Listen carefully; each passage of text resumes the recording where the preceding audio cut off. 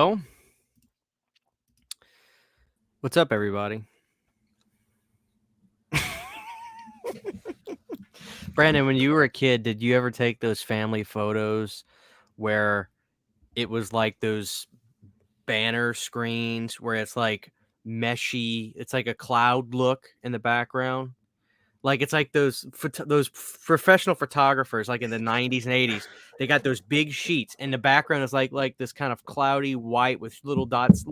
It's like bluish and whitish. It's like they were in every fucking picture back in the day. Probably. Were they sort of like the school photos? Exactly like that. They all used it.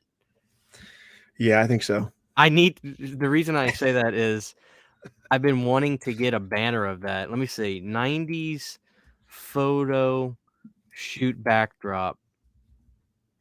Let me see. You'll know exactly what I'm talking about if you see it. Well, wow, Google is actually not pulling it up like what I was wanting to see. You got to tell me what you typed in. What was the prompt? 90s photo shoot backdrop. That was not it. Let me type in. Okay, 90s family portrait background. Let me see if that pulls it up. Okay. 90s school photo portrait. Okay, I found it. I found it. All right, so let's see. About to have a flashback. Let me see. Okay, let me share screen. The picture's really small, but you see these right here? Oh, man. Oh, yeah. You know what I'm talking about? Yeah, that was like kindergarten through 6th grade backgrounds. Yep. See, I wanna get a big banner of that and start doing all my videos with that as the background. That would be awesome. You got to dress like that too, though. You got to do it. What's funny is there's a Freddy's Dead promotional photo of Freddy with this background.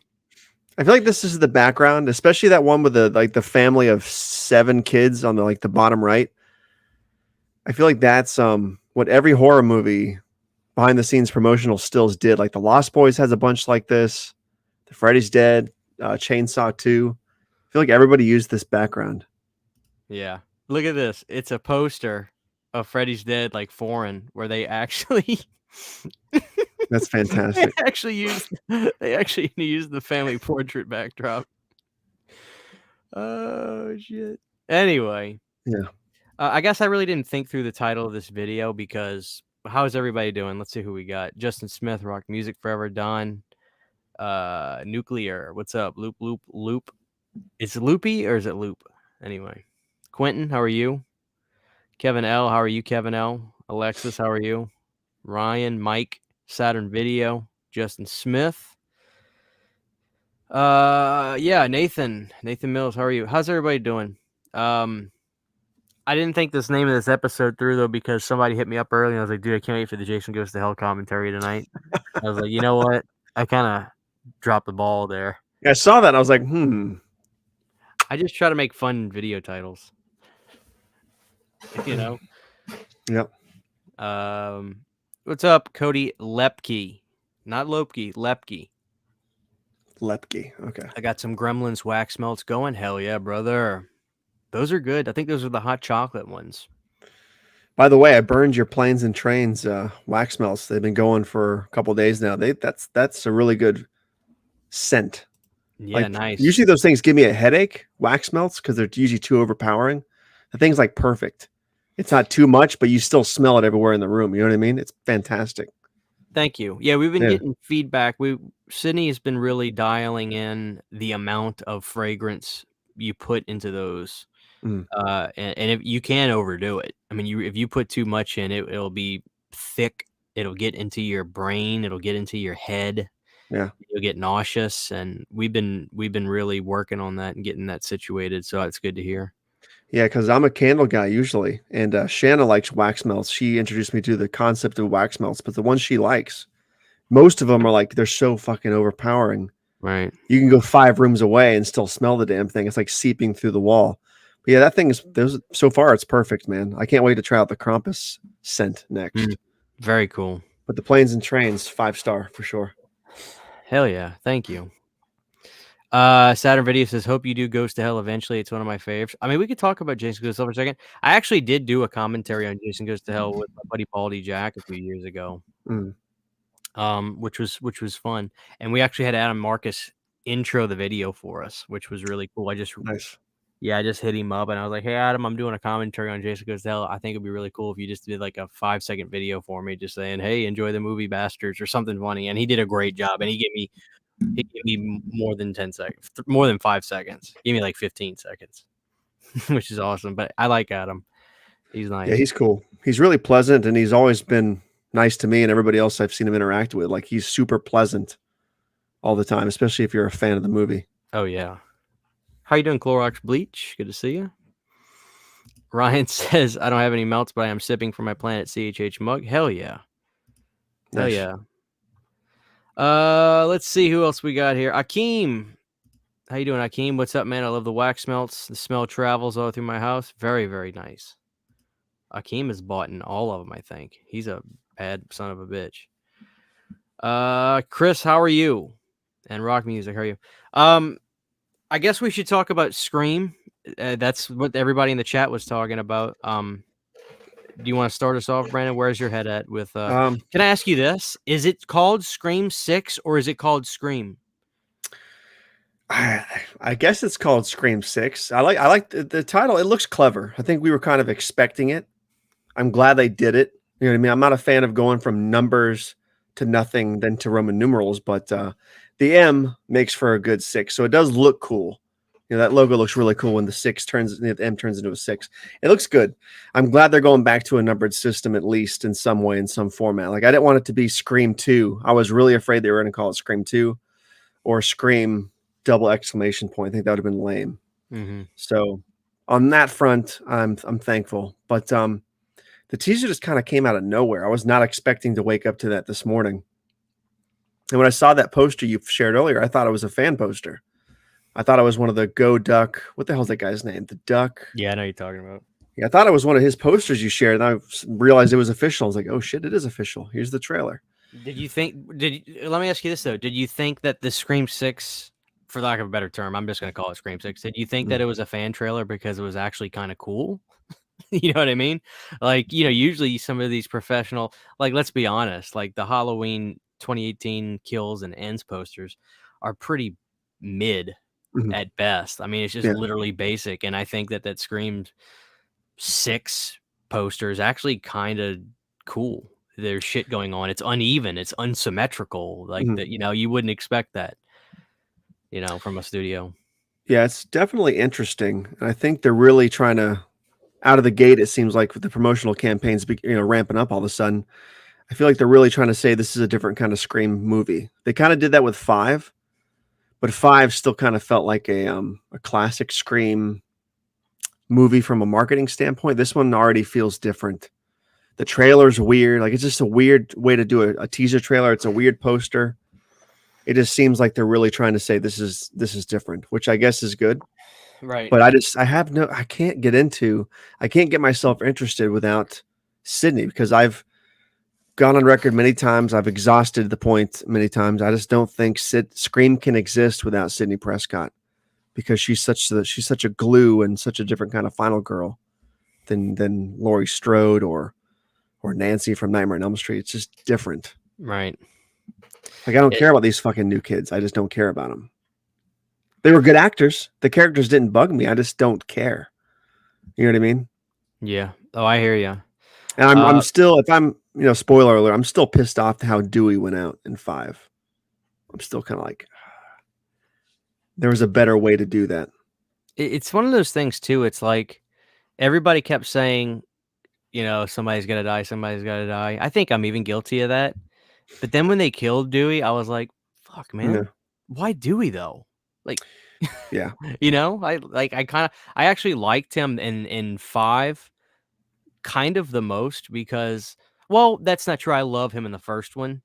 I even like him in the second one too. But like, I just really like the fact that they didn't make him, Forrest Gump, for lack of a better term, in this one. He's finally like a middle-aged dude that's like, he's got to figure it out still, but he doesn't act like a child. Dewey would have been the one I wanted to follow. going forward. As the one legacy character going forward. If they didn't have to have Sidney there, keep Dewey involved. Right. That would have made sense to me since he's a cop, or at least was a cop. But they kind of just Han Soloed him, and I was I think we all expected it. At least our camp down. We knew everybody knew he was going to die. I think by that point, but when it happened, we weren't ready for it. You know what I mean? Just like the Han Solo thing in Episode 7, we knew he was going to die, but we still were not ready for that shit. No, so, I know I wasn't.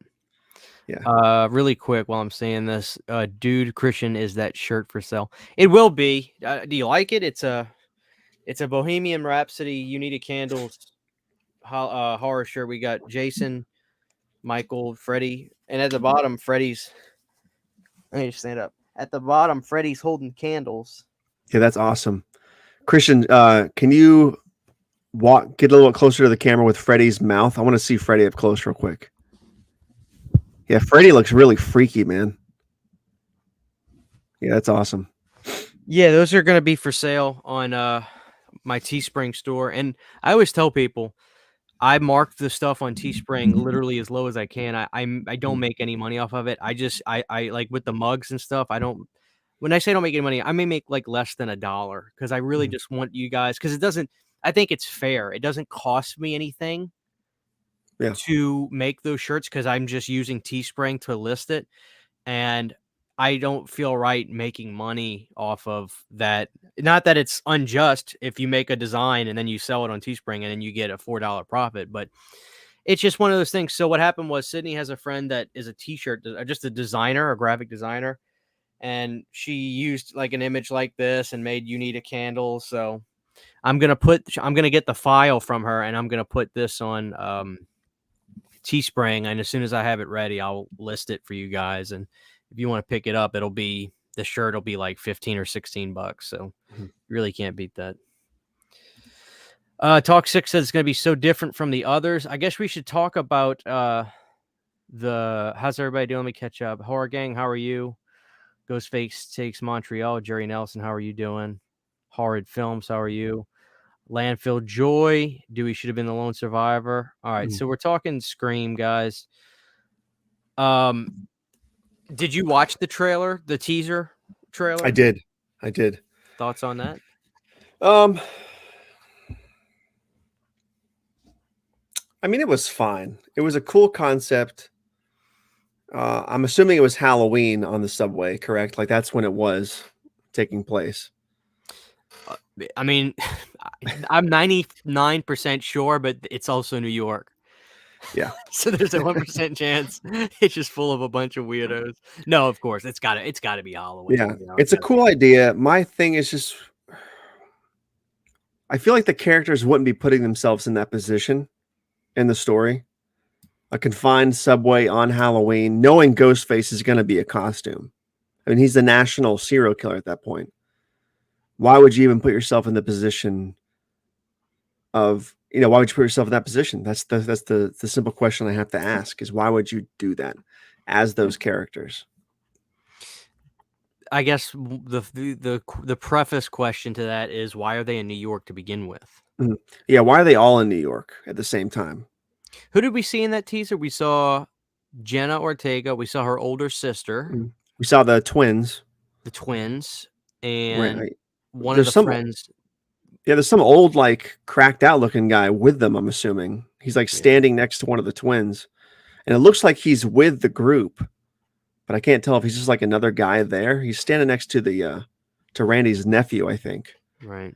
And he's framed like he's with them, but he's older. So I'm not sure if he's a bystander or what. But I mean, it was cool. The multiple ghosts, it sort of had Scream 2 opening vibes to me, the multiple ghost face costumes and stuff.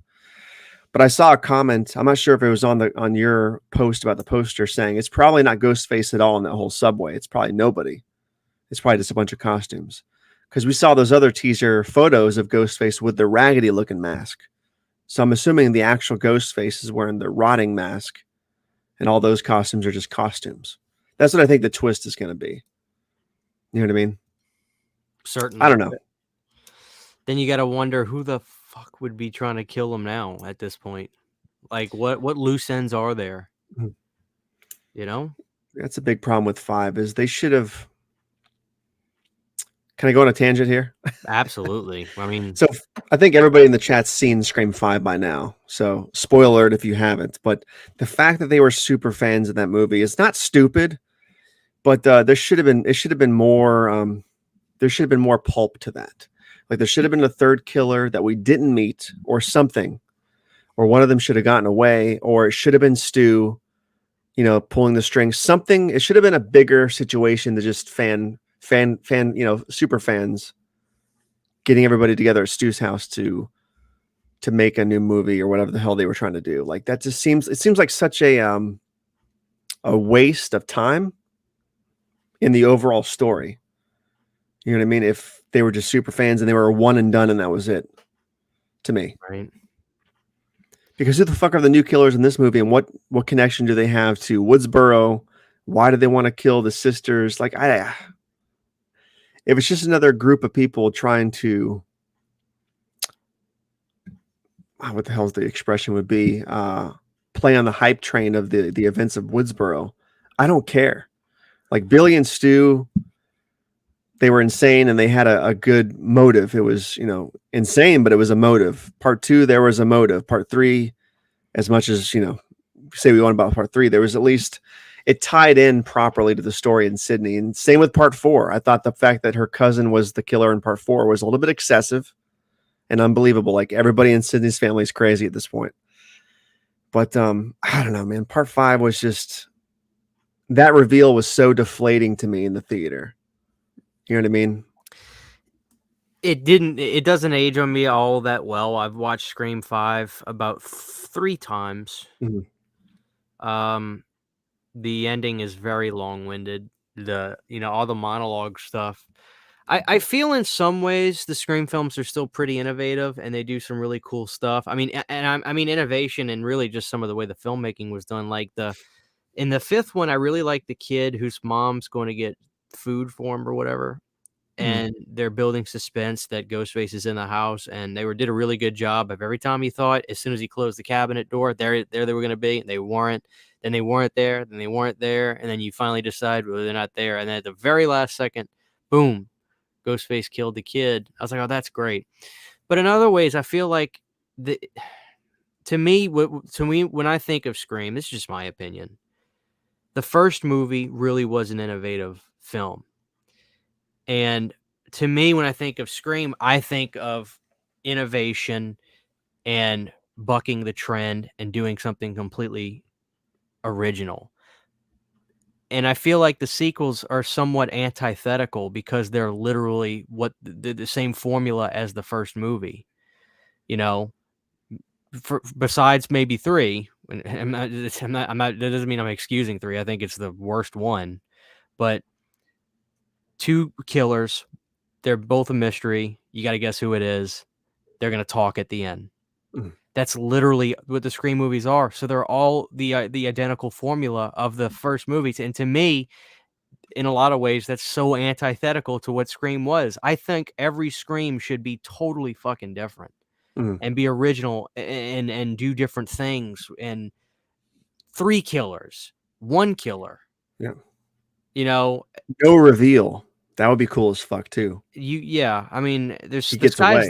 the sky's the limit, because the thing about Ghostface is too, it's like, it's brilliant the way they design the killer. They're covered head to toe. Mhm. You don't know if it's a male or a female. At least it can't be a female with really big boobs, obviously, but otherwise you'd be able to tell. But I don't know. I just think I'm an outlier. I totally respect the fans that love Nev, and I get it. I get what you're saying too. I've never been a big fan of her. To me, she has no personality at all. I'm not entertained. I think Tatum is by far the coolest part of the first movie, female wise. But I'm just not a big Nev Campbell fan. So I have no problem with her not being in the film. That doesn't mean I think, she should get stiffed, but she did the right thing. She didn't get enough money. She said, I'm going to pass. Mhm. I Yeah. don't understand why people want to boycott the film for that reason, though. It's just a goddamn movie. You think Nev is going to be under a bridge? No.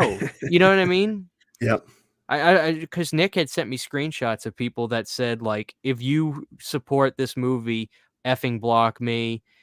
and you're probably, uh, you're probably cis white idiots. I'm like, what does white have to do with like Nev Campbell being in this movie or not anyway, right?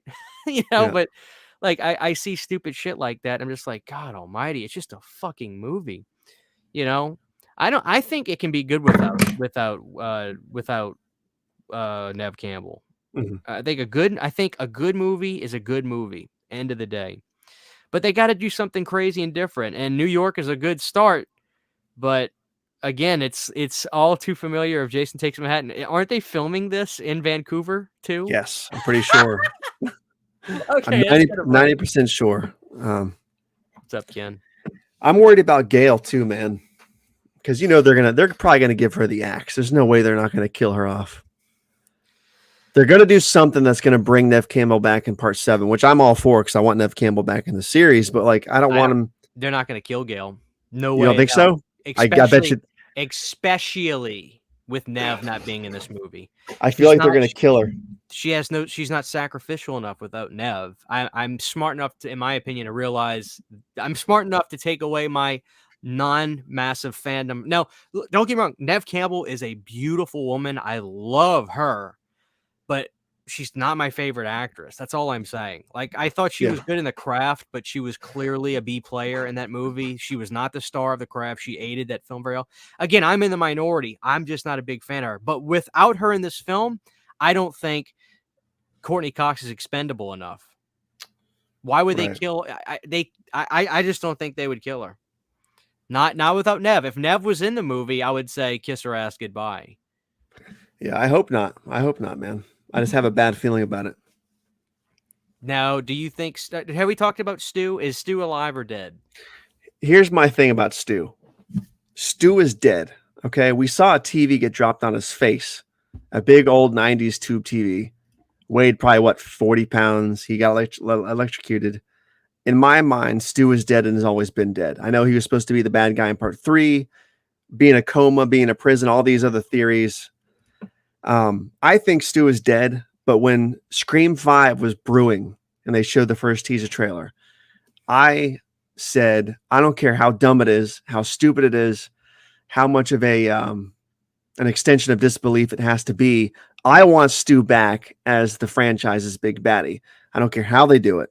Bring Stu back. The fans want him back. Make him all scarred up.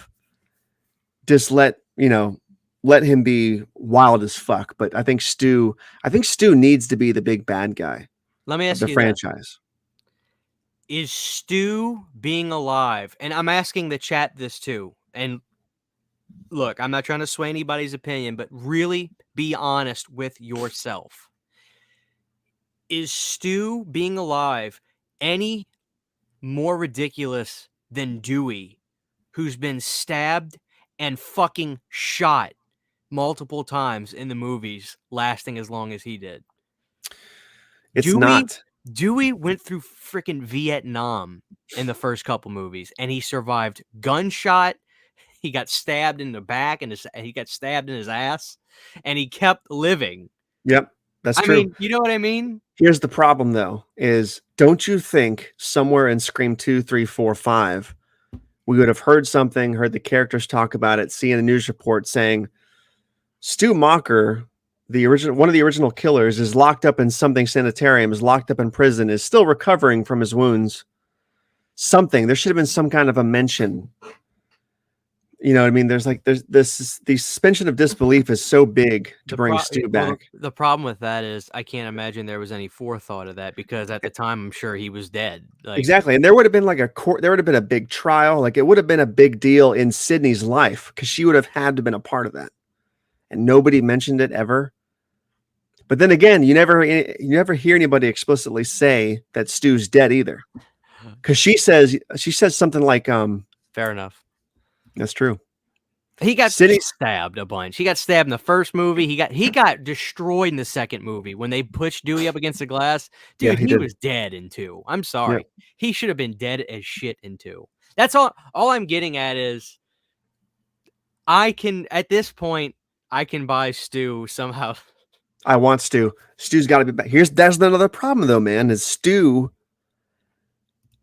being back as the core bad guy of the franchise going forward. Nev Campbell or Sidney Prescott is his anchor. She's not in the movie now. So even if he's back, there's no emotional connection there. Besides the fact that Homegirl is Billy Loomis's daughter, which that would make no sense of why he'd be after her. So if Sidney is not in the picture, there's no reason to have Stu back. And you know what I mean? Like, what the fuck is the point? There's no point if she's not in the film. It's not a big punch if he's back. Like, oh, Stu's back. Cool. Where's Sidney? Maybe Stu wasn't mentioned at all. And those are obviously I'm trying to justify him coming back in the writer's room. Yep. Maybe Stu was never mentioned at all or anything in the previous sequels because after what happened, he relocated and no one ever heard or saw from him again, and he moved to New York. Mm-hmm. That's all I got. It's possible. That's all I got. Yeah, my theory was like his parents were rich. They swapped bodies in the morgue. His death was faked. He fled somewhere. If he was alive, that's the only way I could justify it. Not in prison, not in a coma. He had to be, people had to think he was actually dead. That's the only way I could, and like, I'll ask you this question. It's kind of unrelated to Scream 6, but Scream 5. When I was watching Scream 5 in theaters, I was expecting and hoping and really expecting Stu to be the bad guy at the end. Were you? Because I legitimately thought they were going to bring him back just from the house and all that shit. Like, it seemed like they were leading to that. There was probably a part of me that in the moment I thought, Yeah. you know, we're at his house, maybe, you know. It almost felt like that was the plan and they changed it. Because that movie really feels like it has a changed ending. You know what I mean? Right. If that makes any sense. I can't explain it better than that, but it doesn't feel like that was the ending they had. So let me ask you this, though. You really don't think that this film can be something without Nev? I think it could. I'm being a grumpy old man. I don't think the franchise can work properly or meaningfully without Sidney because she was the emotional core and center of the plot in ways other final girls were not. Laurie Strode was not the final girl in that way. Neither was Nancy. Nobody was. She was the important. If there was no Nev Campbell, there wouldn't have been any There would rampage. be no Woodsboro murders. There would be no copycats. There would be nothing. Yeah. Because of her. And she was the target for the first 4 mainstream rampages. So I think my biggest problem is people are just so I don't have a problem with people wanting to move on from Sidney. It's just the fact that there's this stigma of she's so unimportant to the franchise, I'm sick of her. And that's fine, be sick of her, but stop denying the importance of the character. The franchise will not be the same without that character. No. Good or bad, it won't. I guess the thing that in my mind I'm wondering is, even though she's not in the movie, though, does that mean she's not in the movie in the sense that she's going to be talked about? Her existence in that world will still have an impact on what's happening, as I guess is what I'm wondering. Yeah. It's all going to come down to the writing, man. It's really that simple, I think. If it's written well, it should be a good film. I would like to think, because I swear I read this somewhere last year, that what is their name? Radio Silence. Mm-hmm. I read somewhere, and this might have been a bullshit article, that they had a plan for 5, 6, 7. Mm-hmm. And I'm hoping that they had a plan for 3 films right from the jump that would make me feel better about not only Scream 5, but Scream 6. But I also think that they probably were in a panic. I feel like this movie is partially a result of panic mode because Sidney was supposed to be a big part of this film. And then when she was axed because they wouldn't give her fucking money, I'm sure we're going to see some stuff in the movie that's like, that's weird. It's probably going to be because they had to rewrite and restructure, and you know what I mean? Like, I feel like we're going to see some of the band-aids, I think, in this film. Honestly. Yeah. I Which is fine. I'm not saying it's going to be terrible. I hope it's good. I do hope it's good because I want these movies to keep going on some level. I just hope at some point Sidney comes back and they find a palpable reason for her to be in the story. Bring it back full circle one more time, and then end it with some really good finality.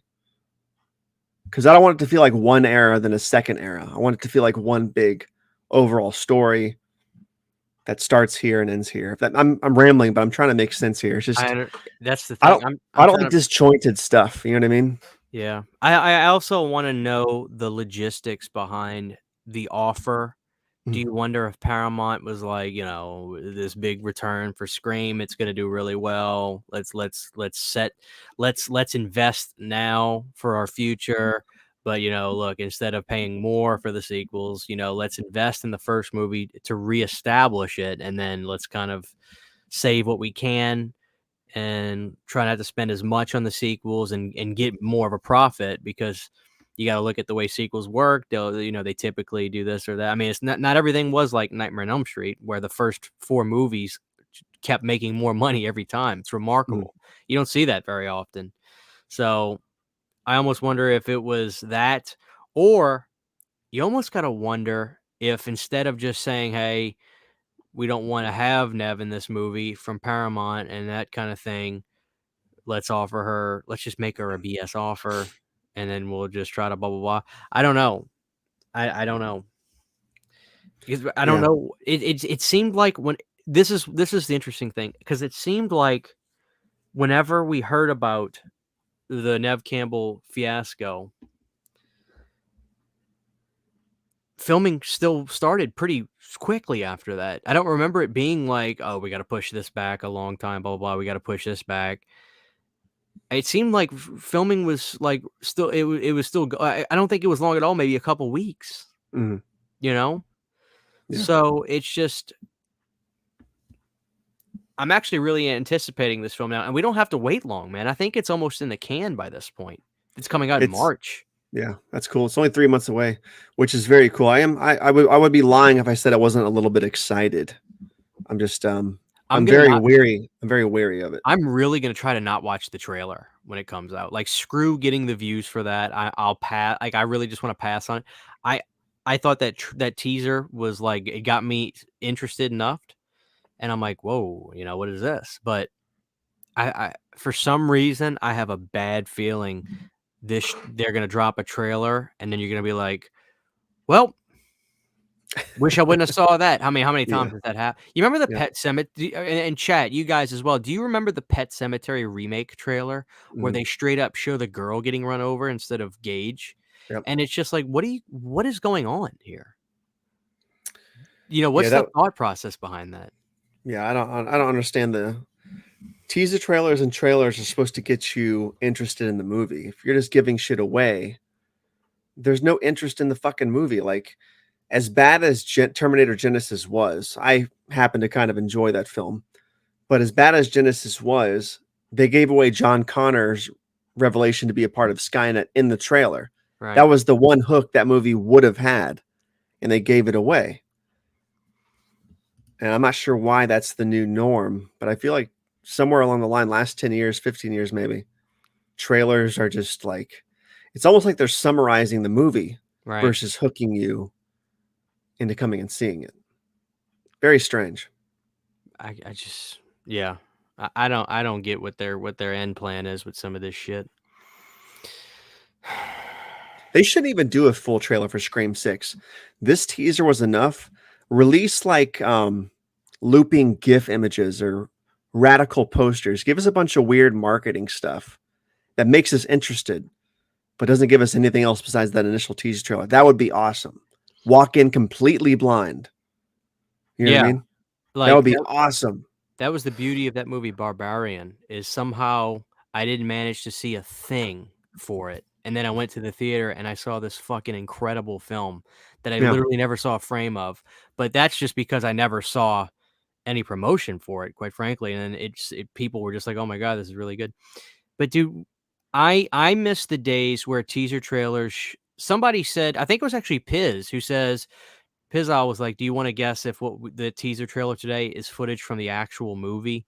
And I'm thinking to myself, I definitely think it's from the movie, but, like, I miss the days, like, what has a great teaser trailer is The Fog.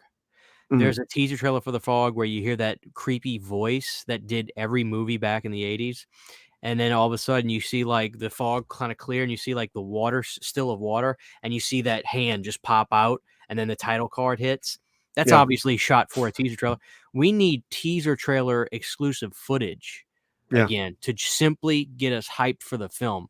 Yeah. I mean, look how, again, let's go back to Jason Takes Manhattan, one of the Yep. greatest teaser Yep. trailers ever, with Frank Sinatra music playing, and you see this figure just in the, what is that? Like, what is that person doing? They're just looking at New York. Like, what is that? And then you see it's Jason, and then you see people screaming.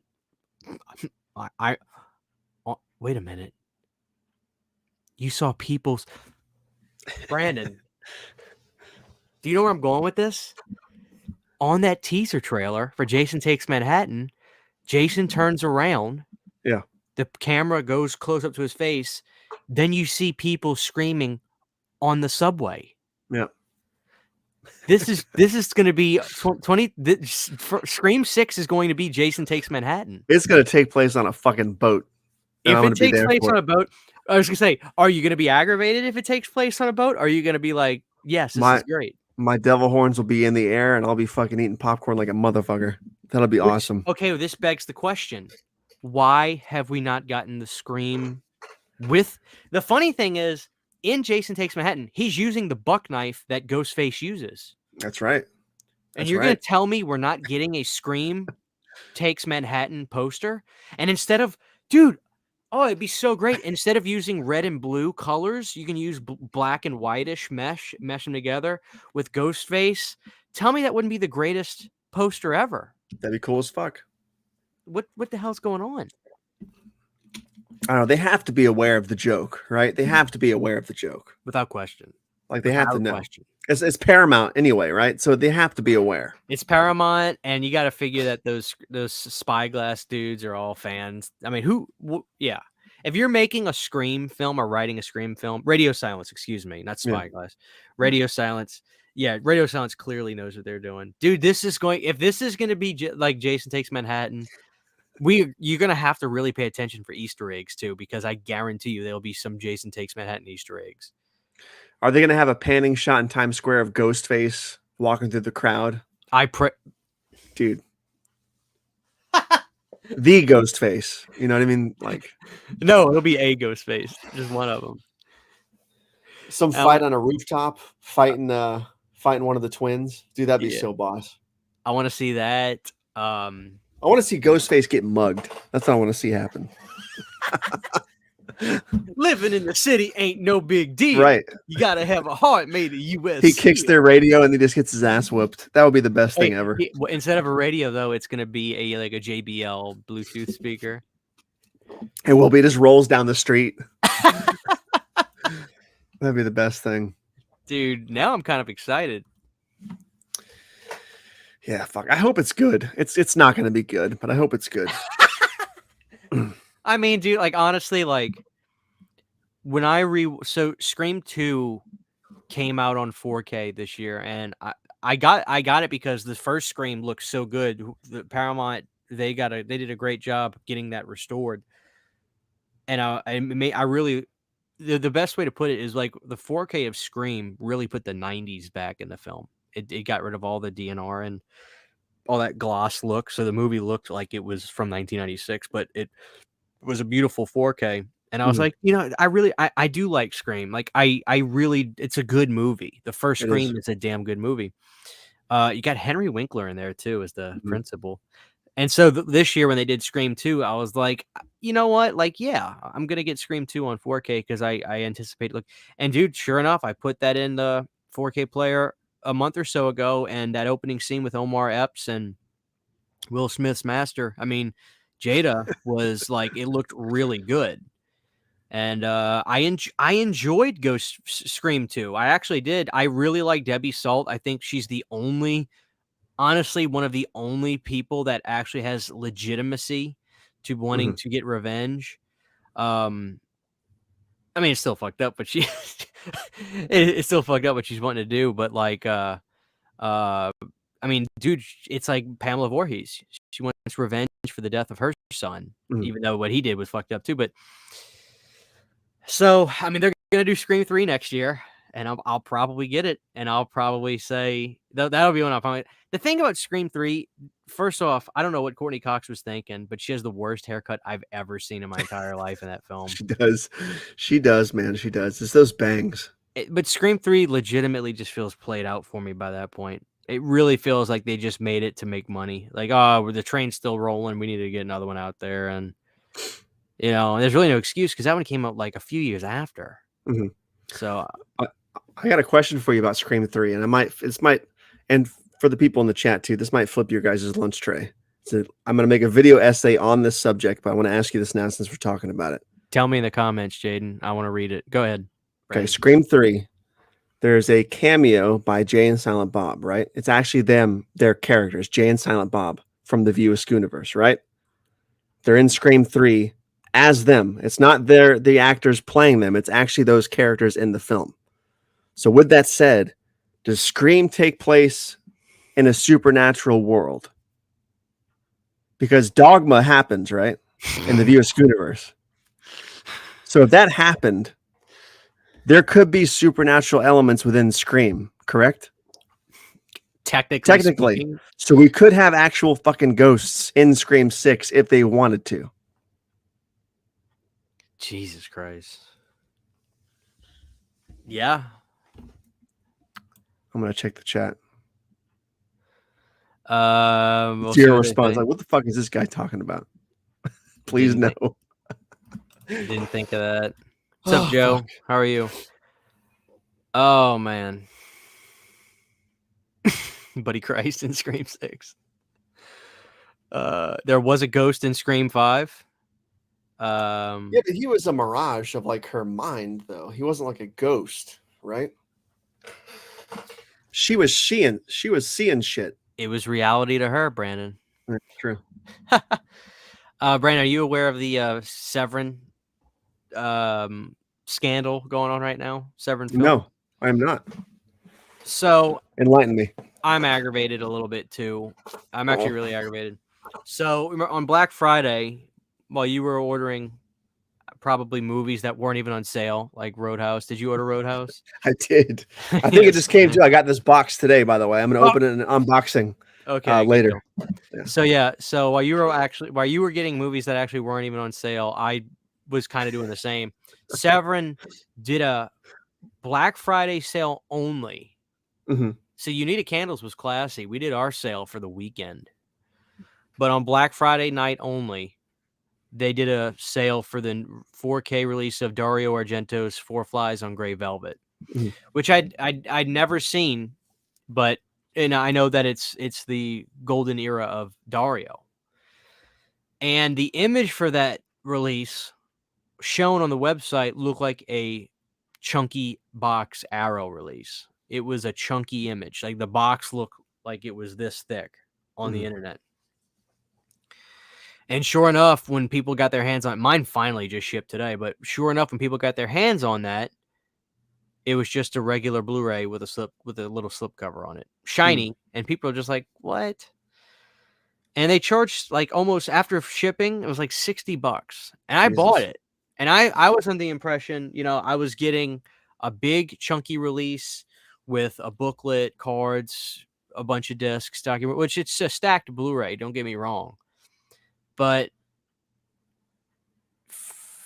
there's zero denying it was a little bit of false advertisement. Zero denying, because the image that they use is a very thick image, a thick, sturdy image of what looks like a box for the release of the film. And people are started to voice their opinions. And Jaden was saying that I retweeted Dead Pit today because Dead Pit don't give a fuck. They, I'll give Dead Pit this. Dead Pit, if they have a problem, they don't go on Twitter and just kind of like wah about it. They tag the company. Like, what the F is this, Severin? And they did that today. I retweeted it because I like Severin. Don't get me wrong. Severin's put out some fantastic titles. I mean, they had a really good year last year. They ended the year with Night of the Demon, House at the Edge of the Park. They did a great job with the replacement disc. Severin, I didn't have to call them. I didn't have to email them. They looked at their order file and they said, okay, this is who we got to send the replacement disc out to. So I don't dislike Severin. I'm actually a Severin fan. But people are calling him out on it, and Jaden did the same. And he said he got contacted by one of the people from Severin. And he says the guy was actually nice. He seemed kind of passive aggressive at first because he was like, oh, what did you not like about a release? But he ended up turning into a good conversation. What's up, Dave? How you doing? He took my critiques about the pricing and misleading packaging on the chin, said they wanted to do a box like Arrow but couldn't. And see, the problem with that right there is, Brandon, if you use an image for your release on the internet and it looks like one of those chunky Arrow boxes, and you don't say that that's not it, that is false advertisement. So, yeah, I'm a little aggravated about that. Yeah, it seems like everybody's pissed off about that, I guess. And why is the price so high if they're not offering a big box? So check this out. We're going to move on. I guess we're going to move on from Scream for now. So I did a review on this today. Brandon, if you haven't gotten this, dude, I haven't. Not yet. If you go to Best Buy, if you have one near you, I do. And we'll buy work. Yeah. $11. Really? Damn, I'll go there tomorrow and buy it. Yes. $11.99. That's a good price. Holy shit. If for some reason they have it marked a little higher, just price match on Amazon. But check this out. So I did a review on this today, and I really didn't review the movies. I talked about basically the issue that's going on. I said, guys, Vestron is starting to release their titles at a really fair price. And it's got me really wondering, are we getting screwed over by some of these companies? I'd say yes. I'm just thinking to myself, yeah, I said to myself, no, look, guys, the argument, it could be, Silent Night, Deadly Night 3, not a good movie, 4 and 5, they are what they are. Nobody's busting the door down to watch or praise these films. It is what it is. If Scream Factory put this out with custom new artwork, which is really freaking good. I wish I could get that on a t-shirt. Yeah, with awesome. Custom new artwork, a slipcover, no eco case, and separate discs for all 3 films. And new interviews with Scream and Mad George, Brian Usna, the producers, the directors, commentaries with these people on all 3 movies. You tell me Scream Factory would charge $11.99 for this. I'd be like $35-$40, hands down. And the argument is, well, somebody actually said something on that video. I haven't responded to the comments yet, but I did see somebody say, well, I think Lionsgate owns Vestron, so they're not paying X, Y, and Z rights to they're not paying for the licensing to do the movies. That's somewhat of a I did take that into consideration when I made my claims the other night, and I still stand by them because 101 Films put out Ghostwatch, which I need everybody to get that release. And for $21, you can get for $21 that chunky, thick box case that we're talking about with a new documentary, interviews, a nice release. I did a review on that, guys. If you want to check that out, for $21. Now, I guess I'm just going to call it Scream Factory. And I feel like an idiot for getting this now, but I got it because I love Charles Bronson. Scream Factory put out The Evil That Men Do, which is a Charles Bronson action erotica type film, I guess. I haven't seen it yet, from the mid-'80s. They limited it to 1,500, and I didn't want to miss out because I had FOMO like an idiot. And this was $29. This was $29. I can't keep doing this. So, I mean, look, I even got this for $10. This was the previous release. Earth Girls Are Easy, starring Jeff Goldblum. $10 slipcase. I haven't even opened up the shrink wrap yet. Something's got to be done. I mean, we have to put our foot down. But the problem is this, Brandon. They hold the keys. Because they say, okay, don't support us. Guess what? Physical media is going down the toilet. Because guess what? The parent company for Flies on Gray Velvet don't give a shit about putting out on physical media. Mhm. You know? Yep. So at the end of the day, support Vestron Video. That's what I want to say, because we've got The Dentist double feature coming out, and those are great. Brian Usna 90s slasher films. I saw that.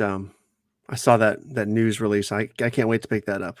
Such good movies. I mean, Alan Howarth did the score for the score for The Dentist is so 90s, it's unbelievable. It goes it's just like a I video game theme. I need to watch those movies again. I need to pick that up. Didn't Vestron recently release Dr. Giggles, or am I crazy? No, because that would break the internet. No, I'm serious. Because not only is Dr. Giggles a better dentist movie, not taking anything away from The Dentist, because I love The Dentist 1 and 2. I actually think 2 is better than the first Dentist. Yeah. Especially with the Clint Howard stuff in there. But Dr. Giggles has had a very controversial physical media run. And there was a Blu-ray that came out, and it had a slip cover, and it was uncut. It was very, very limited. I'll answer that in just a second, Ryan. I'm reading you guys in the chat. Don't worry. I'm looking at you guys. I'll read that in a second. Rock Music Forever as well. But it went away, and then you could get a double pack Blu-ray with the Dr. Giggles and like a random movie. It might have been Joyride or something. I can't remember. And then that went away pretty quick. So Dr. Giggles is very sought after in the American market. So if Dr. Giggles gets a Blu-ray announcement, it's going to break the internet, the horror internet, anyway. People are going to lose their minds for that. So you think it'll be Vestron who does it? It depends on who the parent company is. If it's like Buena Vista Video or something, I think, or Luma, whatever, or damn it, what's the name of that company? Republic Pictures or something. Lionsgate absorbed a lot of those. If that's the case, yeah. But I can look it up and I can speculate. Let me answer a couple questions, and we'll get going. Yes, the Dentist Collection is like $15 pre-order. Yeah, and Awesome. I wouldn't even pre-order it, Brandon. I would just wait till the store. I'm serious. I would wait till the release date and go to your Best Buy, because people were like, "Holy shit, this movie!" They're like, this is only $11.99 at Best Buy. I mean, Brandon, $11.99 for all of this. Yeah, I mean, that's dude, awesome. look, and I even said this in my video today. I was like, $11.99. I said I'm going to assume a lot of people haven't seen these films. They never really were on TV that much, as far as I ever saw. Maybe you remember them, Brandon. Not that the first two I remember seeing on TV that much. This release is just risk proof. If you don't like them, so what? You get an interview. Exactly. I even said, look, Brian Usna is there. I said, I'd easily just paying $11.99 to hear Brian Usna, one of my favorite directors, talk, is a privilege to listen to him for $11.99. Because, like, dude, he's Brian Usna is a guy that makes films for horror fans. Society, Return of the Living Dead 3, Bride of Reanimator, which is my favorite Reanimator film. Like, dude, $11.99? Are you kidding me? It's risk proof. So what if you don't even like the movies? Yeah, I would pay $12 just for part 5. The fact that they come with 3 and 4 is a bonus. I can't recall seeing 3 and 4, honestly. You know what I mean? So I would pay. A lot of people haven't. You know, I mean, I might have seen 3 at one point. Toymaker's the shit. I would pay $12 for that movie. So yeah, I'm definitely gonna pick that shit up tomorrow for sure. $12 is a steal. Yeah, it is. So there we go, guys. That's my rant on physical media. But I will give Vinegar Syndrome credit, though, because their prices are premium. But when you look at that Roadhouse release, you need tools to open up that damn thing. It's so nice. You know, it's a process to get your. So I'm actually in Vinegar Syndrome's in my good graces, because they always put out nice stuff. When are the next Unita products dropping? So I'm glad you brought this up, Ryan. So right now on the store, we're getting ready to reboot for the new year, and we're starting out the new year with a freaking bang. Sydney has gotten big into graphic art like computer art. I've actually showed Brandon some of the designs she did. She's killing it. So we're gonna be doing massive redesigns on the melts. I have product ready. We have a wall full of products ready for the new year. So once the new year starts, we're gonna hit it. But here's the good news, Ryan. If you either or anybody listening, if you don't have the I always check your candy wax melt, which was when we released that. Everybody who got always check your candy, they say, "Holy shit! Please restock that because it really is one of the best Halloween scents we've ever done." And we have that. And we have the Troll 2, which is a nice pear smell. If you don't have one of those two, or if you like either one of them, go to You Need a Candle's Etsy page and use the code HOLIDAY, and you'll get 25% off. We're clearing out the rest of the inventory so we can make room for next year. So go to You Need Candles after this show, or go right now and come back. Holiday promo code, 25% off your order. You got nothing to lose. And especially if you haven't tried us before, please go now and finish off our stock. Does she have like a journal or something where she's like writing down the recipes exactly of how much to use of each scent to make these things? It's like, so like 2 years from now, if you want to go back and make something, she can like go in and be like, okay, she's like Heisenberg. Yeah. that's awesome. That's awesome. What are the special movies on that Bronson film? Probably nothing. 3 versions of the film, all in 1080p, theatrical trailer, unrated cut, and television cut with extended footage theatrical trailer. So I get multiple versions of the movie. I mean, I love Charlie Bronson, but looking back on this, I probably shouldn't have gotten it. Just because it's fucked up. They do that FOMO crap. Anyway. Did you pick up Death Wish 2 from Vinegar Syndrome on Black Friday? No, I already owned that movie a couple times over, and I never upgraded it to 4K. Yeah, I saw it, and I was like, this is such a random release. You know what I mean? For them to do. I didn't get it, but I was thinking about it. But yeah, I was just like, why just Death Wish 2? That's very strange.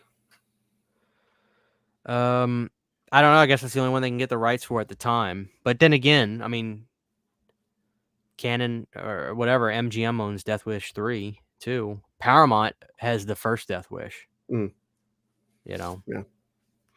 Dave, we actually just got Sydney just got a big box in of the newest candles. The newest candles we got are way nicer. They're taller, they're bigger, they're amazing. I mean, we actually can get really nice labels on there and everything. You know, one of these days, Brandon, we're going to do a show just solely based on Death Wish, because I'm literally obsessed with Death Wish 2 and 3. I just, God damn it, I love Death Wish 2. Death Wish 2, I think, is the best. But then again, Death Wish 3 is so fun too, because he literally buys a car, drops it off in the ghetto, and literally just waits for people to try to steal his car so he can shoot them. Like, he's literally just trying to clean the streets up. It's crazy. I need to watch 2, 3, 4, 5. Is there 5 of those movies? Yeah. And you can get them region free, dude. Yeah, I know. You know? I need to. Dave said he got Death Wish 2 on 4K. I'll probably end up grabbing. I kind of wish I would have now, but Ryan likes the Terror Train candle. Thank you, Ryan. Appreciate that. Jamie says my son liked the melts so much he stole them from me. Look at that. Kino Lorber is going to release Death Wish 74 in 4K in January. Fuck it, dude. And Kino does a good job, dude. Everything I've ever gotten from Kino, they're like a really like formal, classy company. Like Kino does, and they don't frill you. You get the movie with the original artwork with the slipcover. It's all their stuff is got there's a uniformity to all their stuff. They never deviate. So if you get a Kino Lorber collection, it would look really nice on the shelf. Everything is just identical. But they did Silence of the Lambs on 4K, and they did Silence of the Lambs. They slayed it. Yeah. They slayed it. So yeah, they're good. Have you seen this movie? I'm looking at this right now. This is one of my favorite movies ever. The Guest. No, I have not. I don't think. No. It's got a Halloween 3. There's a Halloween 3. I wouldn't even call it an Easter egg. I'd call it a cameo in here. But this is a really good movie. That came out what, like 2012? How old is that movie? I think it's from 2014. Oh, okay. It's got the broad from It Follows in it. I remember hearing about it, but I Oh, never dude, got around to seeing it. it's really fucking good. Yeah. You were talking about Barbarian a little while ago. I finally watched. Well, I watched 3/4 of it. I'm not sure if I told you guys or not. It's on HBO Max. Yeah. I went to that movie blind. I had no idea what it was about besides the fact that Justin Long's in it, who I fucking love that guy. And that movie's great so far. I was blown away by how good it was. Like, it's so entertaining in a pure way. Right. And that it's just like it's like from beginning to end, it's just entertaining. It's not boring. It's just fucking awesome. I can't wait to finish the damn thing, but super impressed so far. I love it to death. It's in my top 5 of the year. I want you to see my favorite movie of the year, though. Which is Men. I keep forgetting to watch that movie. You know, is that movie out on stream? Yeah, I do. Yeah. Let me see where it's streaming. It's not really a horror movie, right? It's like a weird drama that kind of verges on horror. I think it's a fucking horror film. Okay. It's just, dude, it's got some deep shit to it. Let me see. It's got some of the darkest imagery, dude. I fucking loved that movie. I don't want to say it because now it's like a thing. Christian loves men. There's a t-shirt right there. Turn it into a joke. Yeah, I should. Where is Men 22 streaming?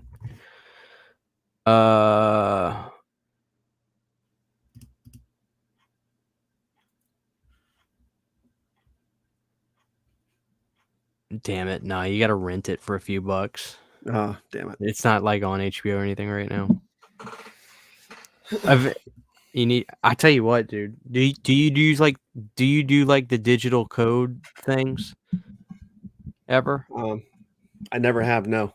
I was gonna say I'll give you. But I could. Yeah, I could. Fuck it. Dave, did you get that guest 4K, like that big blue box release of it? Because that thing's amazing. That thing's fucking amazing. Yeah, don't leave it streaming yet. But it's a very controversial film. Like Johnny Darko says, "Men sucks balls," and there's a lot of people that really don't like it either. It's just one of those films you're either gonna. I don't want to be one of those critics where you either get it or you don't. No, I just think you're either gonna like it or you don't like it. I fall on the fucking loved it side. Mm-hmm. You know what I mean? It does have a cheap Blu-ray though. Thank you, Mike Mac, 1999 super chat. He says, started watching your videos a couple months ago, CHH, and it's become my new favorite horror channel. Brandon, you're the man. Happy holidays, boys. Thank you, Mike. I really appreciate Yes, that. sir. Mike, if I always like I really appreciate that. I always like to know when somebody started watching my channel, what was the video and how did you find me? Was I a suggested video? Were you actually looking for something? I always like to find out how people find the channel because it's just like it's a crapshoot as a creator. Maybe that's too nice of a word. Maybe what I'm saying is when you make videos and put them on YouTube, it always feels like a crapshoot for getting people to find you. Mm-hmm. So I'd love to know for a little bit more context, Mike. Thank you very much. I appreciate that. That reminds me, I want to talk about something that's happening on my channel tomorrow, Brandon, that I'm so excited about. I'm over the moon excited about this. It's my favorite video I've made for the year so far. Excellent. So, and it's Nightmare on Elm Street related. Let me take a sip of this Sprite Zero sugar. Zero sugar. It's good. So I did a video last week. I don't know if you saw it. It was basically called, these foreign Elm Street posters are amazing. I did. Yeah. So I made that video. And 2 days ago, I'm sitting on the couch watching TV, whatever, eating lunch. And I get this message. Guy says to me, he's like, "Hey, saw your video. I'm a Nightmare fan myself. I've got some stuff. If you want to see some pictures, I'll send you some pictures." Now that happens to me on a semi-regular basis, and I love it. Don't get me wrong, and I'm not taking anything away from collectors out there, right? People are proud of the stuff they have, and I think that's amazing. But a lot of times it'll be, check out. So I've got some of the VHS tapes. I've got a beta for Nightmare on Elm Street, which I love. Well, that's tight. That's tight. Well, this guy seemed very unsuspect about it. He's like, just the same. Hey, I've got some stuff. You want me to show you? I'll show you some pictures. This guy starts sending me pictures of his collection, Brandon. My jaw was hitting the floor at his collection. That video's on Patreon for those that are patrons of mine. I already made it available. I reach out to this guy and I say, "Hey, can I send you a StreamYard link?" And he's like, I don't do that kind of stuff. I said, "You're not going live on my channel. I need to meet you. I need to talk to you. I need to know your story." Because Brandon, when I say that this guy has original posters from around the world, I'm talking Thailand, Germany, France, Belgium, Norway, Dutch posters from around the world, originals. They're all autographed by Robert Englund and Mark Patton. And then he starts to show me his video store standees. I thought I was Mr. Cool with my part 2 and part 4. This guy, he's got stuff I've never even knew existed. And he's the nicest guy. His name is John Flesher from Oklahoma. So I sent him a StreamYard link and I said, "Man, you have the greatest Elm Street collection I've ever seen in my entire life. Truly. And you don't have this posted on the internet?" He's like, "Well, I'm a big fan. I love Elm Street. I don't care about that." He didn't say that, but I could tell that was his vibe. He's just like, "I'm not worried about that kind of stuff." So we did a video where I got him to show a portion of his collection and talked about it, where he got this, how he found this, with his blah, blah, blah. And then at the end of that video, after you meet the guy and you see part of his collection, I have a slideshow, it's like a 7.5 minute slideshow of every rare autographed piece of memorabilia he has for Elm Street. And it's probably about $30,000 worth of stuff. Holy shit. Easily. He told me, he goes, "Hey, I'm going to send you those pictures you want. There's no way in hell you're going to have seen this new Nightmare." Oh, and if you're a new Nightmare fan, Brandon, you're going to love this video. You're going to love this guy. He had posters I never had seen in my entire life. And they look way different than the American one sheet. Quite frankly, a lot better, if we're going to be real. Yeah. So he's the most amazing person I've ever met in my life. So I can't wait, guys. Please hit the notification bell. And after we did the video, I could tell he really appreciated that I reached out to him. I want you guys to make John feel special tomorrow. So when that video goes up, please drop a thumbs up on that video and drop a comment letting Jeff know you appreciate that he allowed me to record, because I could tell, like, he's not that kind of guy. He's not a YouTube guy. He's not into that stuff. But let him know you really appreciate him letting me show his collection off. So I'm really excited about that, Brandon. I'm talking thousands and he had a Ghana poster of like part 2. The artwork is insane on this stuff. I can't wait for that. I'm just, dude, it's awesome. Amazing. That's crazy. Yeah. Yeah. So I'm really excited about that. Really excited about that. Let's see what people were saying. Excuse me. You have the most interesting reviews found you from your Friday the 13th box sets. Thank you. I appreciate that. Horror Blu-rays I want you to own, says Alexis. Classic got me hooked, which I brought those back. I'll be doing another one of those soon. Mike says it was the Halloween 4K reviews. Love this. Oh, so you're a very recent subscriber. Thank you, Mike. That's awesome. God bless. Where's your I Love Men shirt? I ought to make that. Yeah, you got to at this point. Justin found me seeing my Blu-ray and video game collection. I don't know. I've been sub for 2 years now. Well, at least you stayed sub. I found you years ago on the Sausage Fest. You were in a bad mood that night. LOL. I said I need to look into this, dude. Oh god. What's up, Jessica? How you doing? My first video was the Unita episode 2 top 10 favorite horror films. Got me hooked to you and Nick ever since. That's awesome, Jaden. That is awesome. Ryan, what's a sealed copy of Mortuary? I like Mortuary. Mm-hmm. So yeah. Alexis is unsubbing. Well, you got to sub and sub right back. So Brandon, you watch anything good lately? Besides Barbarian, well, yeah, I guess not a lot of horror stuff. Like we've been watching Wednesday casually. It's pretty good. It's better than I thought it was going to be. I'm about 3. I got another episode in about 2 days ago, so I've seen 3 episodes. Yeah, it's enjoyable. I like it. The Santa Claus show is pretty good so far. I'm enjoying that shit. It's not horror, but it's good. I'm trying to think, what the hell else did I watch? I watched something else recently. I started watching Tulsa King with Sylvester Stallone. Oh man, is it good? Oh, it's fucking awesome. Really? Dude. He should have been Stallone should have been playing gangsters since the Godfather days, which he tried to be in Godfather. And the director of Godfather, what's his name? Coppola didn't think Stallone was Italian enough. Can you believe that?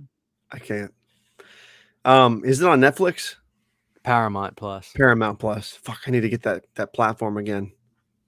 Dude, that's honestly Paramount Plus is like top 2 or 3 of my favorite streaming sites.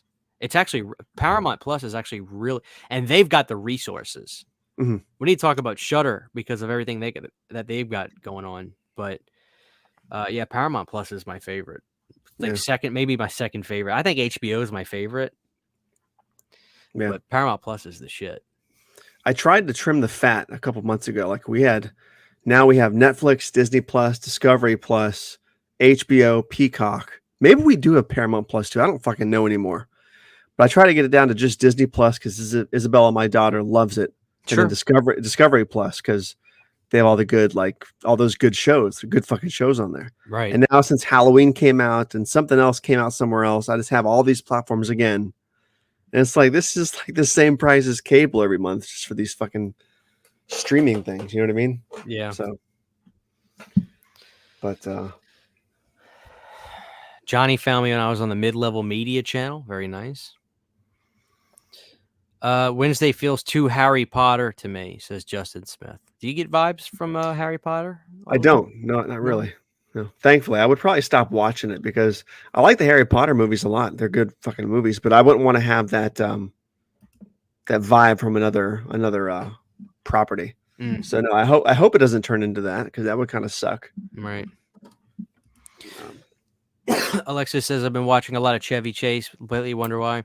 Yeah, I wouldn't say bugged, but I was just telling Alexis that I have extreme compassionate feelings for Chevy Chase and his movies, and she checked out Funny Farm, which I think is one of the most underrated comedy. I told this to Alexis. I was like, talk to a number of people that are fans of Funny Farm, and you'll get the same kind of response. I think it's like one of those movies. It's one of the coziest comedy films. It becomes the movie becomes a dear friend that you love to settle in and casually bundle up on the blankets, cup of coffee or a nice hot chocolate, and just take in the movie. And it's the perfect coziest comedy film. It is. It's blasphemy, but I rather watch Funny Farm than Caddyshack. Like I watched Caddyshack recently, and like I love that movie, and everybody else does too. But I'm watching it, I'm like, this isn't as good as I remember it. I think I really rather watch Funny Farm any day of the week over Caddyshack. Funny Farm is just, dude, every scene is hysterical. The thing about I always got to find Caddyshack at the right moment in my life. You know, it's always got to be the right time of the year. I watch Caddyshack for Rodney Dangerfield. He's my favorite. Yeah, that's true. Yeah, he's Don't killer you in that movie. don't you love it when Judge Smales is in the clubhouse and he bought that hat and then Rodney Dangerfield pulls up with his like foreign exchange friend and he's like he's got all the money and he's like, I'll take 6 balls here. We got orange balls there. Hey Wang, you want this hat? No, you don't want that hat. It's ugly. No, what he say? Boy, look at this hat, man. You buy it. I can't even get it out. I just love when he wrecks the dude's boat. And it's just like, I love that shit. You scratched my anchor. But what does he say? He says, boy, look at this hat. What an ugly hat. I bet you buy a I hat just like watched this. it. And I can't think of the quote. I got it. He's like, boy, this ugly hat here. What an ugly hat. Hell, I bet you buy a hat like this, you get a free bowl of soup. That's right. And then he turns around and he's wearing, he goes, looks good on you though. And then when he starts playing, and then you remember when he he goes up to his caddy and he goes up to his giant, beautiful, you know, caddy bag. He rips off the cover. And he's got a car stereo in his. Yeah. Oh man, dude. Speaking of Chase, though, where do you stand on? Do you prefer Fletch or foul play? It depends on the day of the week. I'm gonna say foul play. I was gonna any say day that. of the week over Fletch. I love me some Goldie Hawn. Yeah. Foul play is great.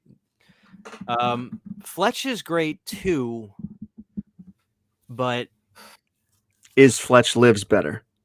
It's very close. Fletch Lives he needed that movie too, because as great as Funny Farm is, it was very, very modest when it came out. It got good reviews, but it wasn't a smash success.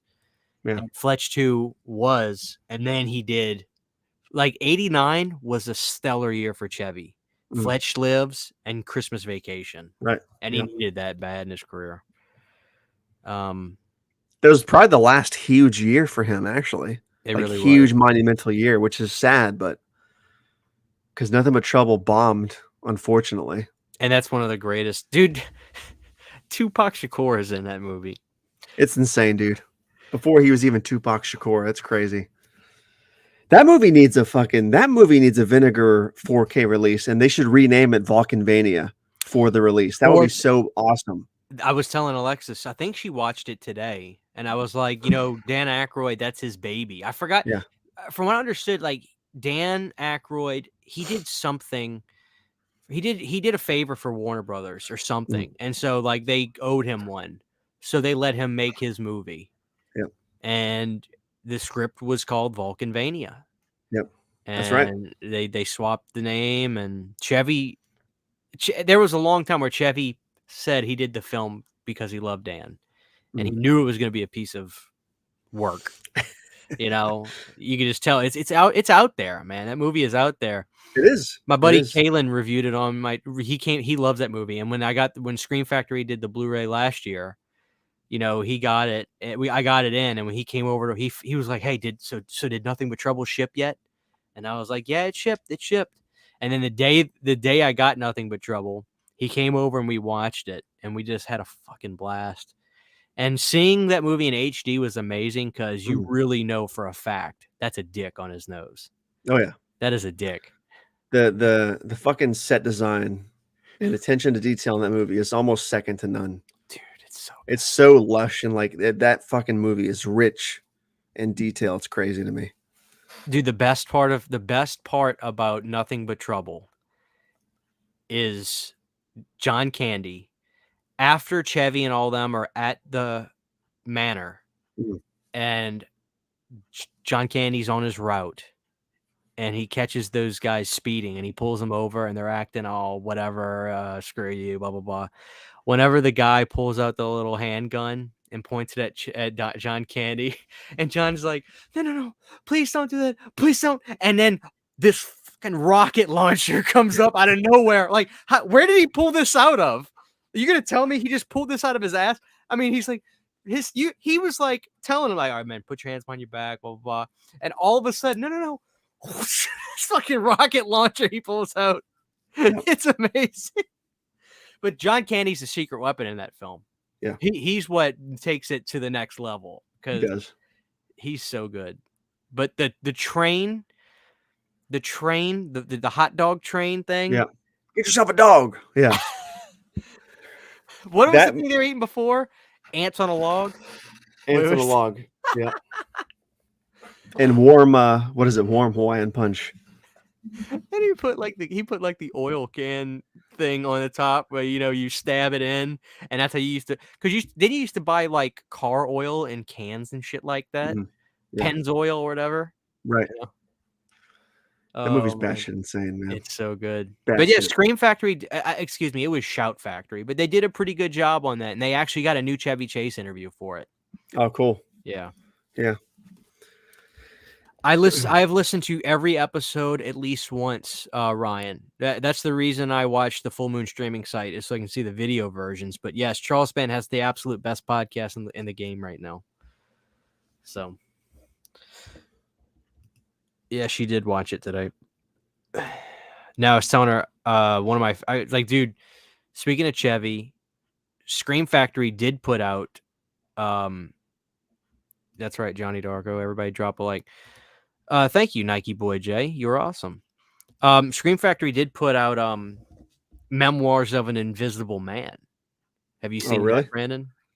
I can't remember if I've seen that or not. That was a 90s movie, right? 1991. Yeah, okay. Chevy Chase. I feel like I had to have seen that, but I don't remember a damn thing about it if I have. I think it's remarkable. So Chevy Chase wanted to make this book that he loved. Mm-hmm. And Memoirs of an Invisible Man is like a take on the Invisible Man. But it's a love story. It's a drama.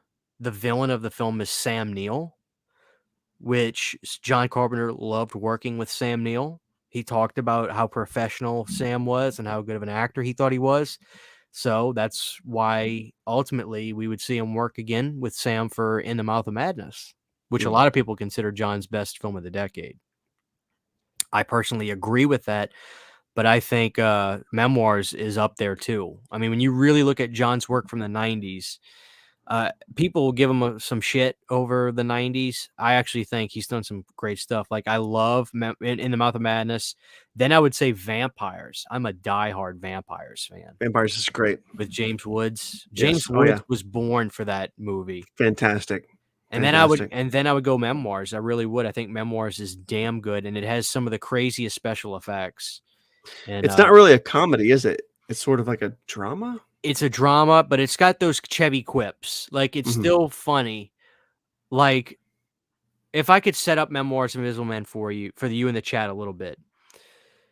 So Chevy works for this big company, and he makes a lot of money. He does well. And there's this big seminar thing he has to go to. And at the seminar, it's this big science thing with this new technology and new experimentation stuff. Well, there's this Chevy's like leaves the conference room and to go upstairs and go to the bathroom and just walk around. And he goes into this room where these scientists are all on they're on these classic looking computer screens, and there's everything going on. And Chevy asks one of the guys where the bathroom is. Well, this guy goes, "Oh, it's right over there." And he hits his coffee cup. Coffee starts spraying on all these computer screens and these computer boards, and the whole room starts freaking out and electricity, and it looks like it's going to explode. And it sends off this chemical that causes half of the building to literally disappear. And they show this amazing shot of this skyscraper building where part of it is invisible. And the parts of the building that got affected, that caused Chevy, which he was in, that caused him to literally become invisible. And what they do that's so great in this movie, and this is the only thing I don't want to spoil too much about Memoirs, they really put you behind the eyes of really how terrifying it would be if you genuinely were invisible and nobody could see you. And how you really would have to watch out for your own personal safety because nobody can see you. Meaning people walking up and down in front of you, cars, traffic, things like that. And the gross part about being invisible, there's a shot of the film where Chevy's starving. He's got to eat. So he starts trying to eat. Then he looks in the mirror and he's seeing his food go down his digestive tract, but he's invisible. And the stomach acid's eating his food, and it's gross. Yeah. It's an extremely ahead of its time movie that I think is brilliant. I mean, it's a big film. It was a very expensive film. The world was not ready for Memoirs of an Invisible Man. It did not do good. Chevy invested a lot of time and money into the project, and this was John's return back into the big studios again.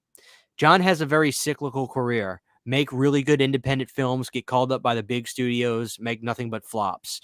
Leave big studios, go do independent films, kill it with Prince of Darkness and They Live, and then go back to the big studios again. Right. So he went back to Universal. I believe it was Universal. No, it was Warner Brothers. Warner Brothers. He went to the biggest of the biggest of the biggest to do Memoirs. And then Memoirs didn't do good, but it was a very expensive film. Very expensive film. So I can't recommend Memoirs of an Invisible Man enough to people. I watched it as a Chevy Chase film, not realizing I was watching a John Carpenter film as well. And then when I knew that, it was so apparent I was watching a John Carpenter film. I'm going to need to check this out. Does John Carpenter do the music for it by a chance or no? No, he had way too much to deal with. There's a making of on YouTube people should check out from the making of Memoirs of Invisible Man. It's so cool. It shows John Carpenter flying in on his plane because he was a pilot at the time. And he literally would drive to set on his plane. He had his own plane, and you just see this like little helicopter. He was a helicopter pilot, and you just see this helicopter pull up on set, and it's just John getting out of it, and he's like, "All right, let's go. Let's get ready to go." That's hilarious. Cigarette in his hand, I'm sure. Dude, I mean, he was making one of the biggest films in the world at the time. I mean, Memoirs was, and it's crazy, Brandon. Nobody, the general public have never heard of this film, but it was literally one of the biggest films of the year in terms of cost. I mean, it was a monster film. So, yeah, I just urge everybody, please check out Memoirs of an Invisible Man. It's one of my all-time favorites. And Sam Neill just kills it as the villain. Sam Neill's a very good bad guy. As much as we love him in Jurassic Park, like he's a damn good bad guy. Oh yeah. You know. So yeah, I'm super, my interest is peaked. I really need to see this movie now. Memoirs of an Invisible Man. It's probably cheap on Amazon. 92. Yeah, 92, excuse me. But I say 91. See, I swear to God, I've seen this movie. It looks so familiar. It's 22. Oh, you can get the Blu-ray for $9.99 on Amazon. But No shit. It says it's a Region B title, but I wonder if it's Prime though. So a lot of times, if it's Prime, that's because they can get enough demand for it because it's region free.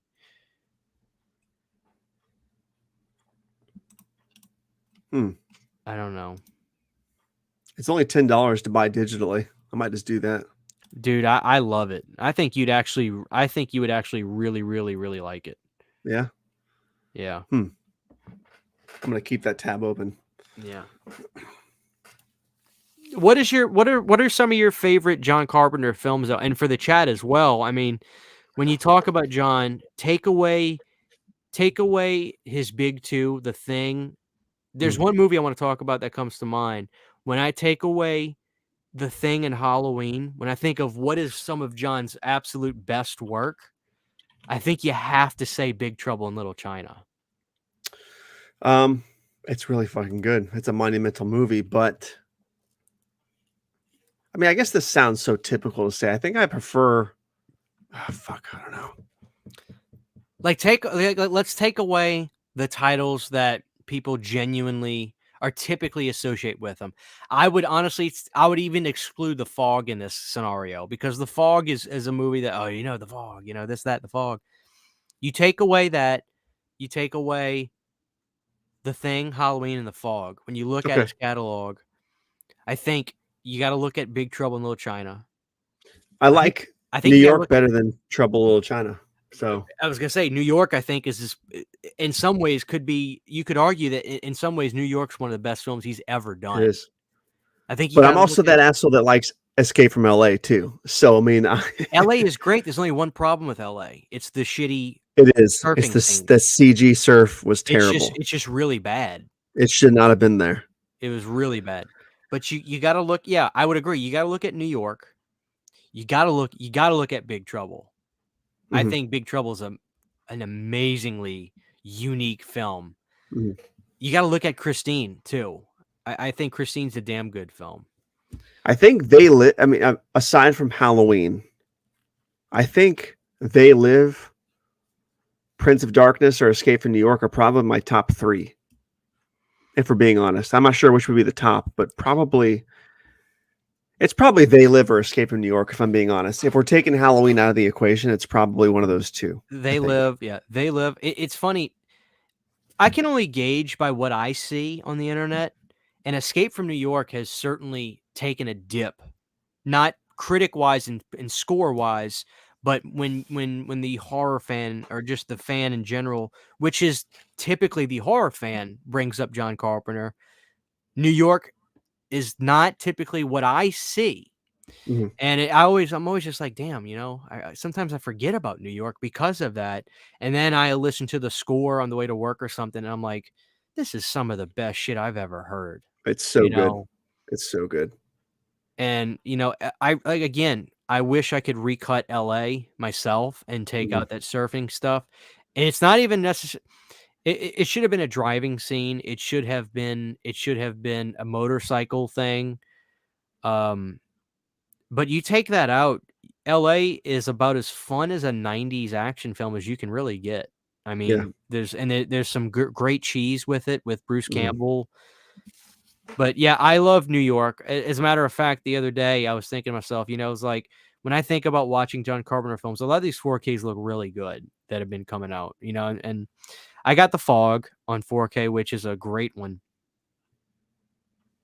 And I ended up saying to myself, "He's like, why do I not have the 4K for New York? Like, because Mhm. and I ended up ordering it, so I got that. It was a pretty good sale. I got that for like 17 on Amazon, and I was like, yeah, that's fair. How So does it look? Is it a good transfer? I haven't gotten it yet because the mail All is right. right Oh, now. duh, But yeah. I did a number of reviews. I asked around, and everybody was like, "Oh, dude, it's even better than the Studio Canal release because like the movies got less compression on the Scream Factory disc." So blah blah blah. Because I've got a 4-pack from Studio Canal, and one of them, and it has New York in there. But people are like, I saw some screenshots, and people are like, "Oh, you got to get that Mhm. 4K for New York." But yeah, New York is definitely, man.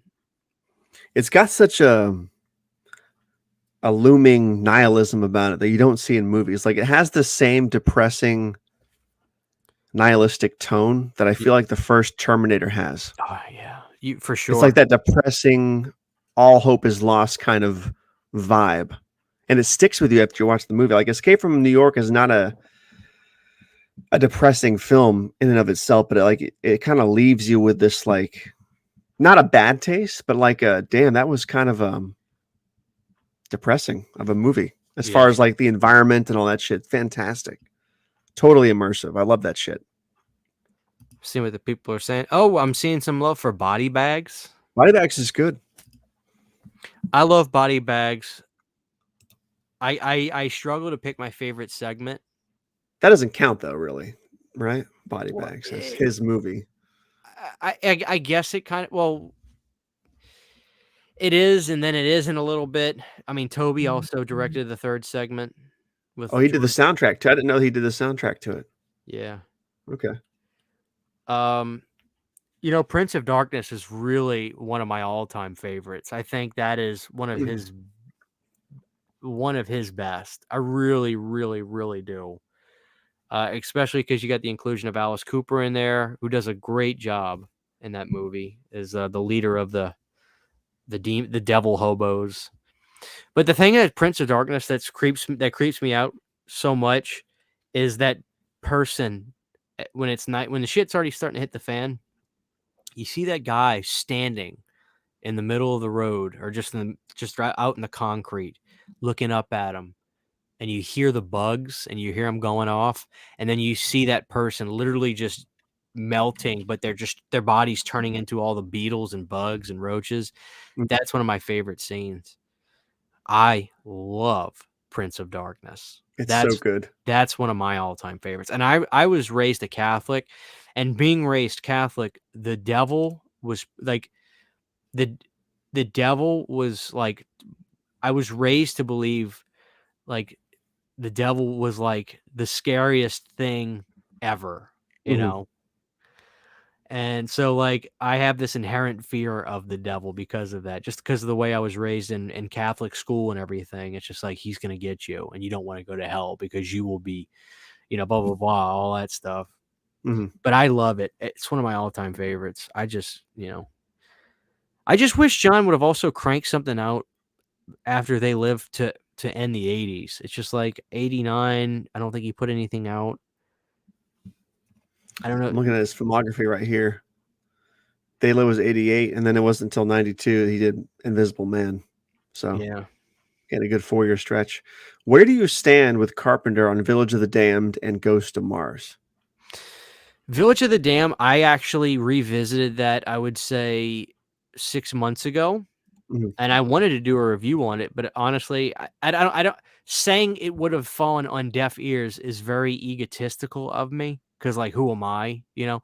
But I didn't do the review because I just figured nobody was gonna care enough to watch it, because it's not a movie of his that is praised or seems to have much interest in. So I didn't end up doing that video. I filmed the review. I might even still have it, but I did Yeah, a you should video. release it. I Yeah. did a video talking about Village of the Damned. I said, guys, there's something here. Like this is a good movie. And it actually has a very shocking moment in the film when not Luke, when Mark Hamill himself is the preacher, when the attack happens and or whatever happens in the film where they're all having the outdoor scene and the parents all drop, that moment where everybody drops, and then they show Mark Hamill's, I believe it was him, but they show him on the barbecue pit, his head and his he was just cooking because he dropped in the film, and you hear and see him just cooked on the barbecue pit. When they show that, you don't expect it because Village seems like this very, um, it just seems Stepper Wives. It's very prim, proper, and clean, but you know something's wrong, Mhm. but it's very straight laced. And all of a sudden, when you see the shot of the guy cooking on the barbecue pit and he's cooked, it's like, whoa. Yeah. So I actually think it's a good movie. Yeah. I do. I like Village of the Damned a lot. I need to reassess it. I haven't seen it in 20 plus years, and I remember not enjoying it very much. And I've never seen Ghost of Mars at all, but I've heard nothing but split reviews from everybody. Either people loved it or people are like, that movie fucking sucks. It's fun, but it's not a good film. Yeah. The last, in my opinion, the last great John Carpenter film was Vampires. I think Vampires is just a badass action movie. It's good. It's real good. Yeah. I never saw the sequel though. I think there's 1 or 2 sequels. I never saw. It's like Vampires Los Muertos or something like that.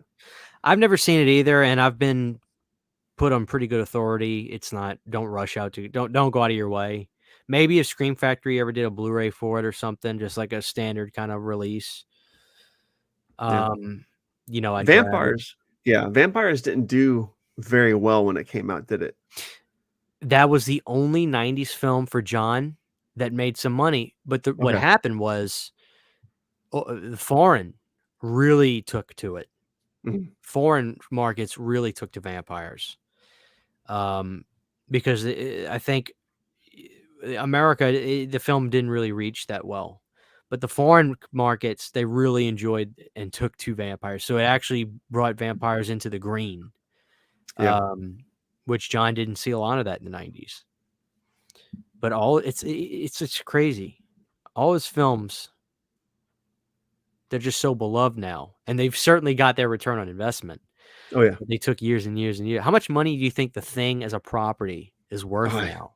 I don't know, man. That's the What do you thing think? is a juggernaut, man. What do you think its net worth is now? I couldn't even imagine, like, all the toys and games and all that shit you're talking about. and the T-shirts, the constant physical media releases, and I cannot even imagine. and it's a title that sells. Yeah. You know, it's amazing. So Universal. I even think it started years and years ago because I have a Laserdisc. It's called the Universal Signature Collection from '94. So I think even by that point, audiences were like, no, this was it.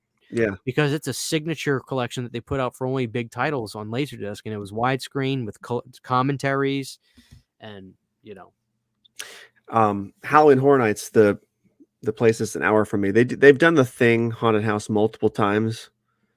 But in 2007, which I think was their best year, they did a Thing haunted house that year. And it was sort of it was a sequel to the movie, a story sequel. So you kind of walk in and you see the Kurt Russell character and the other guy frozen in like a cryo chamber kind of thing while they try to find a cure and experiment on the creature. But it was such an immersive experience. They have like the giant puppets in this thing that look like they're from the fucking movie, and like they're pumping smells into like burning flesh. Yeah. At that point, I didn't realize how big the thing had gotten. I think that was around the time the video game was coming out too. For PlayStation 2? I think so. Oh, this was years ago then you're talking about. This is 07. Wow. So whatever game had come out at that point, I think there was a recent game. Let me look that up. But there was a bunch of Thing stuff happening at that time. Thing 2007. While you're doing that, let me go grab something on my shelf because Jaden's asking me about LA.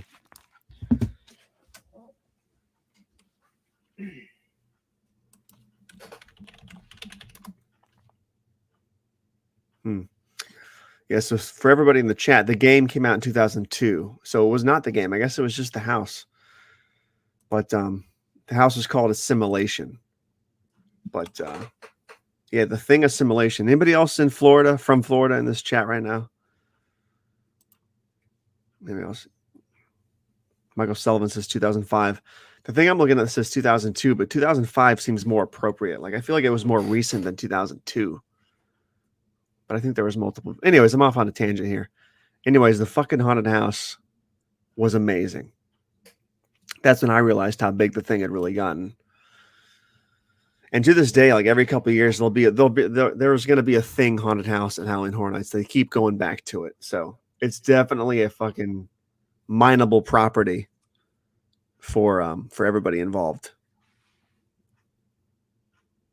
What the fuck? Jaden Christopher says, Christian, do you own the Escape from LA 4K?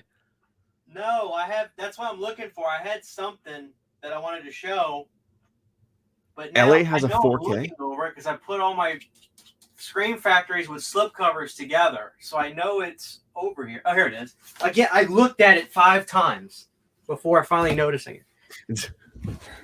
No, I didn't. I don't own Escape from LA on 4K because literally, like, not only 2 years ago, Scream Factory did the collector's edition Blu-ray. Wow. I don't have that either. Which is a 4K scanned Blu-ray for Escape from LA. And it was a great release. They got some good interviews with Bruce Campbell and stuff. So I never upgraded it. Not that I wouldn't take a 4K of it because I think it's a pretty budget-friendly 4K. But, I mean, yeah, somebody said that I've seen that. So you can go to some Walmarts and find it. I never saw it at mine, but I love this release. The Scream Factory Blu-ray for Escape from LA is still really good. But at Walmart, you can get for $15 a 4K Blu-ray and DVD release all in one for Escape from LA for like $15. Really? And digital. Wow. If I saw it, I'd grab it just out of sheer respect for the film. Yeah. But I mean, I love this release. I remember I was like one of the only people that were like really push this release when it came out because a lot of people fucking hate Escape from LA.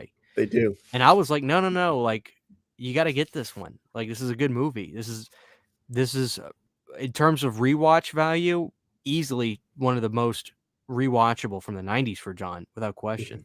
Yeah. LA's really fun. You know. Produced by Deborah Hill too. But yeah, So I love going back and watching some of John's films and really dive. I always kind of wonder. It's like, when we had Sean Clark on the other day, he talked about how he met John, and he was having a great conversation with him, and they were talking basketball. And basically, Sean said as soon as he brought up Halloween, he said Carpenter shut down. I'm not saying that I would be like that if I was in John's shoes myself, because you always got to remember, and I'm sure John does. It's not like he's a dick now or anything. It's not even really he was being a dick to Sean. He just said he could tell as soon as Halloween gets brought up, John's just like. But He's just over it, probably. when you have a career where you've made 20 something films, you want people to say, hey, you know what though? Like, you know what though? Like, hey, Big Trouble in Little China I love that film. And just go watch the Charles Band podcast. They talk about Halloween for a few minutes, and Charlie Band goes, I wanted to talk to you about Big Trouble in Little China. That's one of the greatest movies I've ever effing seen. And John was like, dude, let's go. Yeah, that's awesome. He was just like, dude, he was talking about how the studio they thought they were getting Raiders of the Lost Ark, but John wanted to make a Kung Fu movie. Right. And like he talked about how the studio started battling with him, but he was so ready to get into it. He was all about it. So I think Sean, I think Sean, not Sean, but I think John was just like, he doesn't feel, what else does he need to say about Halloween? Yeah, I think it's he's weird. over it. It's weird that you bring that up because obviously we're all fans of Halloween and John Carpenter, but like, sure, why would you want to ask him about Halloween? We've already seen him exhaustively talk about it for 30 years just by watching special features that we own. I would want to talk to him about Escape from LA and They Live and shit like that, not Halloween. I want to talk to him about memoirs and that'd be trippy. Yeah, weird stuff. Vampires. Yes. And just working with James Woods, because I think he's a method actor. Yeah, what was it like in the makeup on body bags and that kind of shit? Like, did you wish you had done more acting? Like, ask him some juicy shit. Everybody always wants to ask him about Halloween. It's like, dude, he's been on record for 30 years. Yeah. Why? So I understand that part of it, Yeah. I'm still waiting for John's Godzilla fan films to resurface. Yeah. Is that real? Is that a real thing? He filmed some stuff, but yeah. Sean Clark was just on Dead Pit with the guy who was selling the TCM2 Nubbins prop. Yeah, Dead Pit was doing a show tonight where they had the Nubbins prop, the owner of the Nubbins prop, who apparently is selling it or something. Oh, nice. That would be a fucking sweet thing to own. Oh, dude. I wonder if Sean Clark was trying to buy it himself. Dude, Sean has did you see that Sean bought the Hellraiser 3 statue? I did. Dude, that's crazy. He said he's got another prop with an even crazier story from the prop shop where he was mad at him. And they were fighting, and that video's coming out from him soon, and I can't wait, because it's like him, the props in the videos are cool, but seeing the shit Sean deals with to get them and to move them in the house and stuff, that's the craziest part. Like when he was trying to move that statue, the Hellraiser 3 statue, I was for sure that thing was going to just bite the dust and just fall and just rip and tear, Yeah.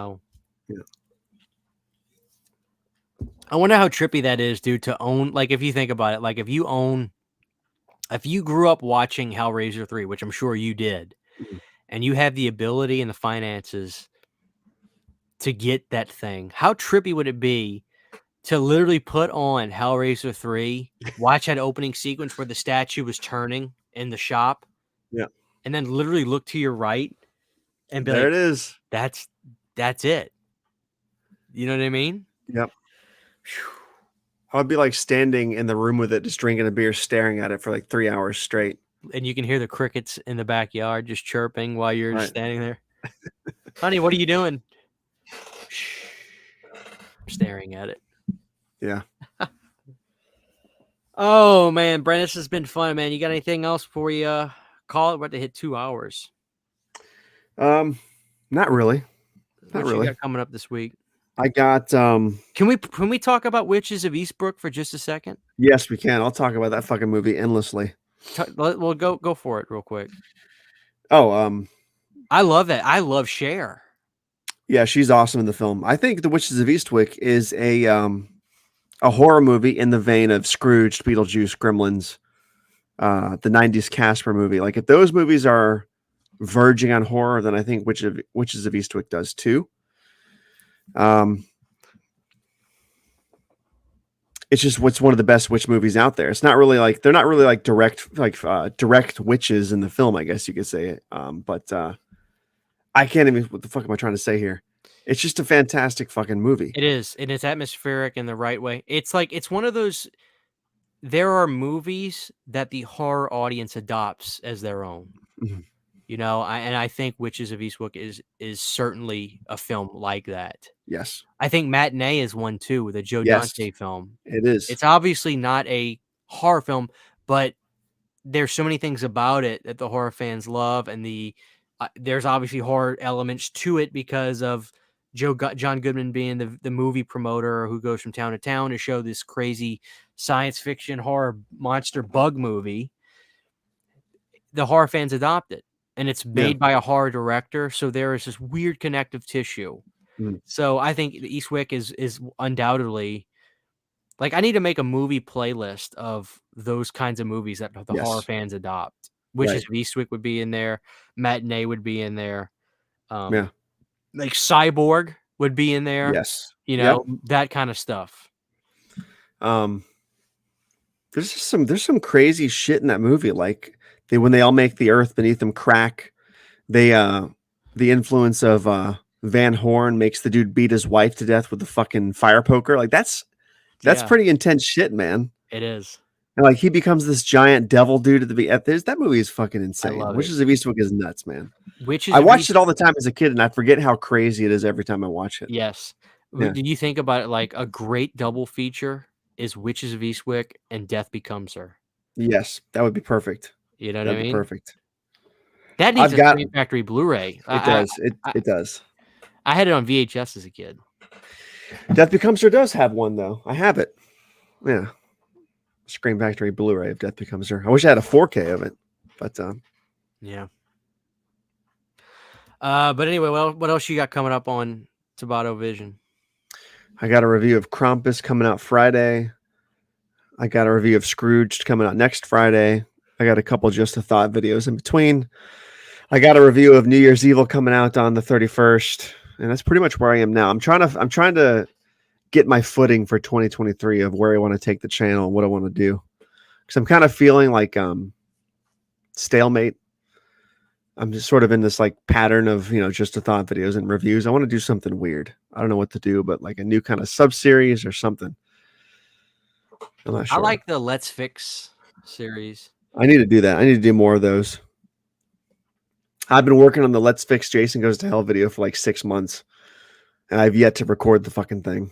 So what is your process? Do you obviously you have an idea of what your idea is on your head, and do you map it out on a notepad or something? yeah, I write all the points that I would fix, then I write a script around them and build a whole thing on that. And most of the time, they're movies that I love. You know what I mean? Like they're already okay to me now, so I use fix in quotations as far as like what I would do if I had the chance to redo that film. Right. It's like I love Halloween 5 and 6 as is, but that video I made was just like what I would do to fix them. But they're already perfect, let's be honest. But Right. I think Jason Goes to Hell will be next because there's a lot of things I think you could do to that movie that would band-aid it to a lot of the fans that have problems with like the timeline inconsistencies and shit like that. So that sounds good.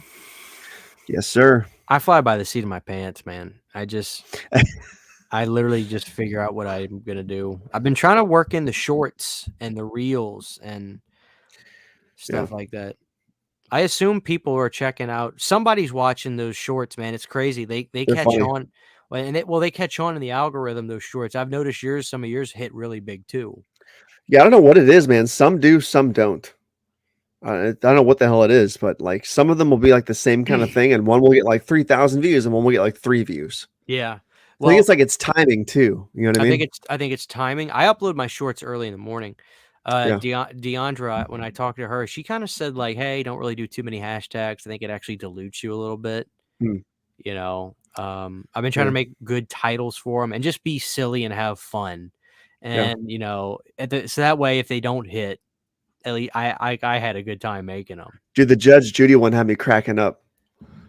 Yeah, it's like, it's hard to tell with like comments. Like I'll see people like say like, damn, I like this movie. And it's like, well, obviously I do too. I'm just taking the piss out of myself. Yeah. You know what I mean? Like I love Freddy's Dead, but like I'm taking the piss out of myself by, and the same thing with the Rob Zombie's Halloween where the SWAT team broke into the house. Yeah, that was good too. Yeah. Like I thought those were, so yeah. But you can knock out a couple birds with one stone. Like if you do the short on TikTok, you can just literally save that video, and then I can post it on Instagram, which will attract new people to my page, and then do the same thing on YouTube. So, those have been fun, man, and I like yours too. So I think that's something that we need to keep up with, and make that a part of the weekly routine, at least a couple a week, I've been trying to do these like I know we're kind of running over here, but I've been trying to do these new like short story shorts on Tobattovision every Wednesday night. It's like a minute or less. That fucking true story. They're not real. I'm just writing them and making them seem real. Okay, so when the closet opened up and the guy's skin was hanging in there, that freaked me the fuck out.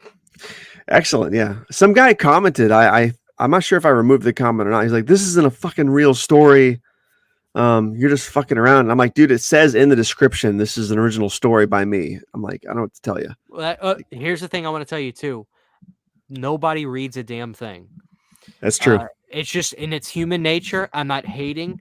We'll answer your question in just a second, Cody. We'll go a few more minutes, guys. You guys can hang around. I told Sydney, whenever we have a sale or whenever we're listing something, start putting the time on the pictures. Nobody reads because and it's not really because nobody can read. It's the way these websites and these social media things are designed, especially Instagram. You're looking at pictures. You're not wanting to read. So I'm like, you got to put the time and the when it's going live in the picture. That way you don't get the messages afterwards like, hey, what time is this going live? And it's like, well, it's in the description. So just put it on the picture. Yeah. But Cody Lepke says, I'm starting a channel in 2023. Any advice? You first. I don't know. I'm terrible at giving advice on channels. There's technical advice, and then there's just the personal advice. I mean, you gotta know what you can do, and know which. I think we're all smart enough to know what I think you're pretty good at doing and what your capabilities are. Like Brandon obviously is different from me in the sense that he is much more technically sufficient than I am. He does this stuff for a living. So his videos are absolutely just a joy to look at. All his stuff looks and sounds amazing. Appreciate that. I'm not as talented as Brandon. So what I do is I crank fucking content out as much as I can. And I try to just be entertaining. Don't downplay yourself, Christian. Don't downplay yourself. But see, Brandon's entertaining too. He's gotten really good at, while he's doing his Just the Thoughts, to get snarky and say stuff like, if you don't like that, you're full of shit. But anyway, I digress. And I could see like his humor's coming through really well on those. But so I don't try to, like, what I'm getting at is I don't say to myself, damn it, I need to make my videos look and sound as good as Brandon's, because I'm not there and I'm not good enough yet. But I think I'm pretty good at cranking out videos, and some of them come out better than others. So, and I talk about stuff that I'm genuinely interested in most of the time. I love physical media, so I love showing that off. I take inspiration from people. Don't ever feel like, oh, I don't want to copy this person or do that. No, look, nothing I ever have done on my channel is original. So don't ever feel bad about that. If you see something you like, fucking do it. You know how many people do kill counts now on YouTube? There's like 50 or 70 people now that do kill counts. I wouldn't go that literal, but my point is that if you find something you like, do it, put your own spin on it, put your own twist on it, and do your thing. Cody, I think you're going to be great, man. You'll do a good job. But what do you have, Brandon? I was going to say pretty much the same thing. Just be true to yourself, and you'll find your niche. You don't have to feel compelled to copy anybody else's structure. Christian was up playing me, but he was down playing himself. Like Christian's fantastic on camera and improvising and doing stuff in front of the camera, where I'm terrible. I have to write my shit down and record it. I don't like being in front of the camera all the time. So that's where it becomes different. But just find what you're comfortable doing, what you like talking about, and do it. And you'll find your audience, I think, organically. That's the only advice I really have. And yeah. Well, Christian, you should make your own music videos to the horror movie songs you cover. That'd be great. Well, I actually am. I have an idea for a one camera shot music video for the next single I'm gonna put out. If you guys don't know, I put out my own song on Spotify, iTunes. Artist name CHH. My song's called "Are You Out There?" Check that out. Brandon actually mastered it for me. But I've got another song, and I'm actually going to try to learn how to master myself. I want to figure out if I have the software on my computer to do this. But I need to become completely self-sufficient with my music. So I need to figure that out. But I have another song that's done. I just got to get it ready. And I have an idea for a one camera shot music video that's extreme. It's like a high school kind of love song, 80s synth song. I have an idea. I'm going to shoot it in 4:3. And I'm going to make it look like it's from like 1989, the video quality. And I'm going to have fun with that.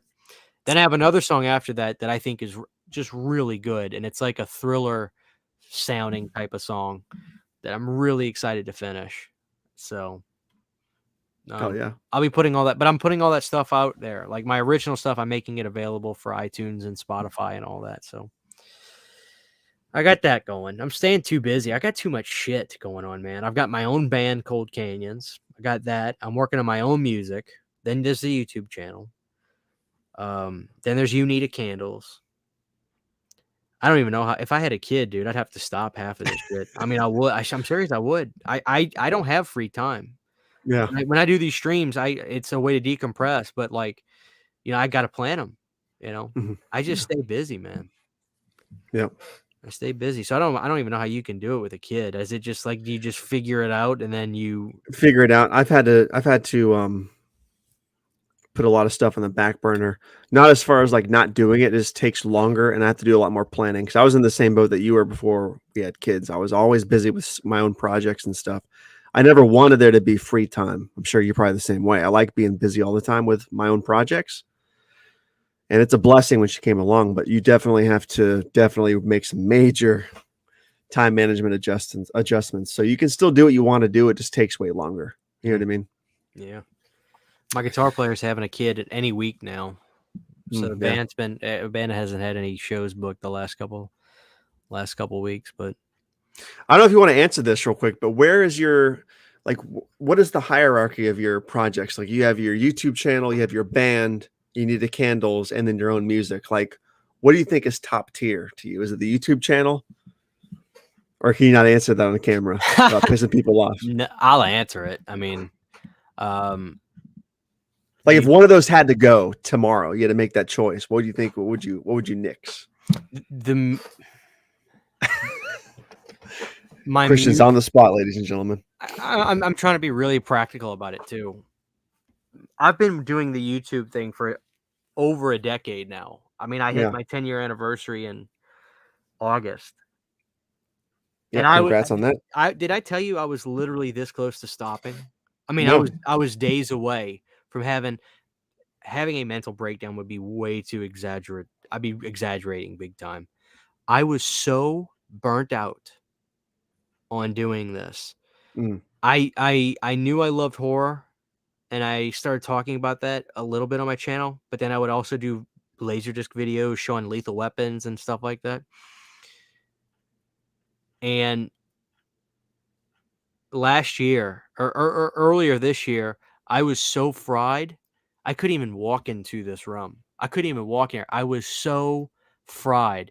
And I would literally stay up at night being like, I want to talk about National Lampoon's Vacation just for 10 minutes on my channel. But I felt like I couldn't do it. Right. And it really soured me and made me feel so frustrated and so annoyed. And what really happened, and I don't blame the people, they were just being honest. Granted, this was when I had about half the subs, and I think a certain group, a certain sector of them were a little bit more vocal at the time. I made a video saying, guys, this was around 2017. I said, would you guys be okay if I dropped the horror on my channel name and kind of just kept doing what I wanted to do, but maybe, once a week, if I felt like talking about Terminator 2, I could do that. And a lot of people are like, hey man, I'm a fan of the horror stuff. I just won't watch, but do what you want to do. Or no, I love Christian Hannah horror. Don't change it. And Yeah. so I didn't. I actually was like, okay, I won't do it. And it's not like I'm upset at the people for being honest, but I think a lot of people either just didn't care either way, or it didn't say anything. But I think what happened was throughout the years, I would do Region Free. I'd be on Piz's show, and I'm not trying to act like I'm somebody. I swear to God, I'm not. I'm a drop in the bucket. But I think when I got to show, I'm really passionate about Michael J. Fox movies, or I'm the biggest Rambo fan in the world, or RoboCop is in my top 10 films of all time. And I'm not trying to broaden my horizons to get more subscribers or views. No. I fucking love RoboCop. I just want to talk about RoboCop. Or I'm a massive Van Damme fan. I live, breathe Bloodsport, Lionheart, Death Warrant, Sudden Death, Time Cop, Street Fighter. Like I have poured so much money in my life and stuff into this other stuff as well. And I was bursting at the seams to just talk about Bloodsport. Yeah. Which I finally did the other day in that Canon series I'm starting, which I'm so happy about. People seem to dig that too. I felt like I was gonna burst at the seams for not being able to do that. So I literally was like, I told Sydney, I said, I either have to put my foot down in a sense and say, this is what I'm doing, or just stop for months, because I felt like I couldn't do it. And so I decided, fuck that. I'm going to make a video. I'm going to say, look, I've been doing this shit for a decade. I want to talk about RoboCop every once in a while. I want to talk about fucking Gene Wilder. I want to, and so and the other idea was making a separate channel for it, but I didn't feel like I was going to be able to keep up with that. Yeah. Or eventually I just didn't know. I just didn't feel like that was the right move for me. So that's why I was like, I'm just going to do my thing. And a lot of times it's maybe one video a month, sometimes 3, sometimes 4. But as long as I'm able to get that release out, and I do a video where I talk about action films, I feel so good. And then I'm ready. I'm rejuvenated to talk about Freddy vs. Jason or whatever. So yeah, that the Planet CHH thing is taken off, man. I feel like I always forget that you were still Christian Hannah horror when the first few times you had me on your channel. Yeah, that's true. You've been Planet CHH since what, April, May last year or this year? Yeah, around that time. And I'm so glad that people ended up liking it. I don't know how I pulled that out of my ass. It seemed pretty organic. You announced it. You showed the logo, the new logo. It kind of just flowed. You know what I mean? Yeah, I really lucked out. And thank you. You redesigned the Planet CHH logo. I made it look much more nicer. I got like a baby art planet. I liked that comic book looking. It looked like a comic book logo. But I like love that shit. So obviously, for those that aren't aware, the idea was, I'm broadening the horizons. I want to bring you into my world, which means multiple things: world, planet. I also love sci-fi, planet, and I also love Hollywood cinema. Well, what became really, really big in the 90s? Planet Hollywood. Planet CHH, Planet Hollywood. My logo is now the Planet Hollywood logo. So that's what it is. So it felt like such a perfect fit for me. Yeah. And I always wanted a logo. I never had a logo for my brand. You got a great logo for your brand. And I always wanted my own logo. And I felt like that was another thing. I was like, Garrett has the Born to Be Red. It's just perfect. Dead Pit's got the ghoulie with the beard. I'm so proud now of the Planet CHH logo. When I love it. It's killer. I'm not burnt on it. I love the bat wings, so I just think it works. So it all worked out. It just worked out, man. It did. It did. I'm so glad I decided to actually, because I was this fucking close to saying, guys, it's been a hell of a run. I've got to stop. Yeah. Maybe I'll be back in 6 months, but I decided, no, fuck that, man. This is literally a make or break moment. And it's probably a stupid thing to make it sound like it's that big, but when it was 10 years of making videos where I never took a break for longer than a week for Yeah. 10 years, like it came to It's a head. hardcore. That's hardcore. And I never got big success. I'm still not very successful. I'm blessed to have what I have, but I worked my ass off for it. You know, some channels get 50,000 in a year. Dude, that's not me. I always feel like the underdog on YouTube, but it keeps me hungry, you know? Yep. You know? It's weird. A lot of these channels, and I'm not naming names. I know we're fucking running forever. You want to get off here? I'm keeping you. I'm But cool. I don't have to go to work tomorrow. So I feel like a lot of these channels, and again, I'm not directing this at anybody. There's a lot of good channels and a lot of bad channels, but a lot of people I've watched come up on YouTube who hit that 50K, 100K, 150K, they just fucking change, man. Like I get they have a huge audience, so they're trying to cater to everybody, but they just seem so, it becomes so impersonal. It feels like at that point, I fucking hate it. So like if I ever get there, I'm hoping I don't become that way. If I ever get, that's an extreme number. I'm barely over 1,000. I'm just saying I don't want to become that guy. But the best thing about your channel too, though, is you have the prestige. When people go to your channel, you give the impression and the prestige of a high class channel. Yeah. So you have, and it's not like you haven't ran that race before. You already have a channel that has how many subs? It's got 28,000. That's a lot. But it has 7 million views according to the about section, but there's actually 11 million total views, but there's from videos I deleted, videos that got taken down through the analytics. You can see the total views, but like, again, that's not, none of that shit's real. Nobody interacts with that channel anymore. I post a post or I put a new video up and there's no fan base. Whereas Tobattovision, I can interact with my audience. It's nil in numbers comparatively, but like, there's nobody talking to me on the other channel when there's 28,000 of them, but on Tobattovision, there's 1,000. I can talk to a lot of people. And your channel seems to be steady. Like I feel like you just hit 1,000 subs, and I looked at your channel maybe a few days ago. I mean, I watch your videos, but I remember I just like clicked on your channel, and I was like, wait a minute, it's starting to grow. And again, that big thanks to you guys too, and you especially for having me on so much this year. A lot of the fans came over from here. No, well, I'm lucky. The people that I'm blessed. I've never had all the people that ever watch my channel, man. They fucking watch, and sometimes it's funny. Every now and again, I'll talk to somebody for the first time, and I've never met them before, and I'm like, hey, man, I was, I really used to like those Laserdisc versus DVD videos. I said, dude, that was 2012. How long have you been watching me? Yeah, I've been watching you for that long. I was like, how come this is the first time you've ever like said anything? You've been watching me since I was a baby. Like I was a kid when you started watching me. I'm 30 now, and you're just like, I'm sorry. I just, that's the craziest thing when you. It is crazy. Yeah. Heard that, man. The biggest channel I watch is Pizzow. I like the smaller channels. Feels like you're hanging with friends. That's it, man. The hanging with friends thing. I feel like that's the vibe I'm talking about. It really does feel that way.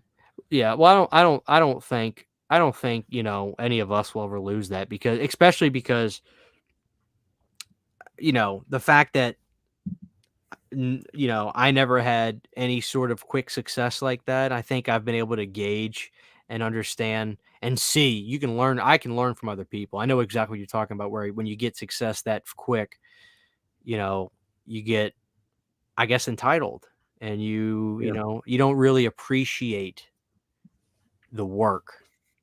People that earn it, there's always, everything is worth more when you earned it, as opposed to just kind of getting it. I hear you. I don't know, but it's all good, man. It's all good. Do you have any Christmas movies you're gonna try to get in before the holiday season? As far as watching goes, yeah, I'm gonna watch Krampus for sure. I'm gonna watch. I'm probably gonna watch Black Christmas. Um, I'm probably not gonna get to Silent Night, Deadly Night this year. I've seen it enough. You know what I mean? Hey, you know what you need?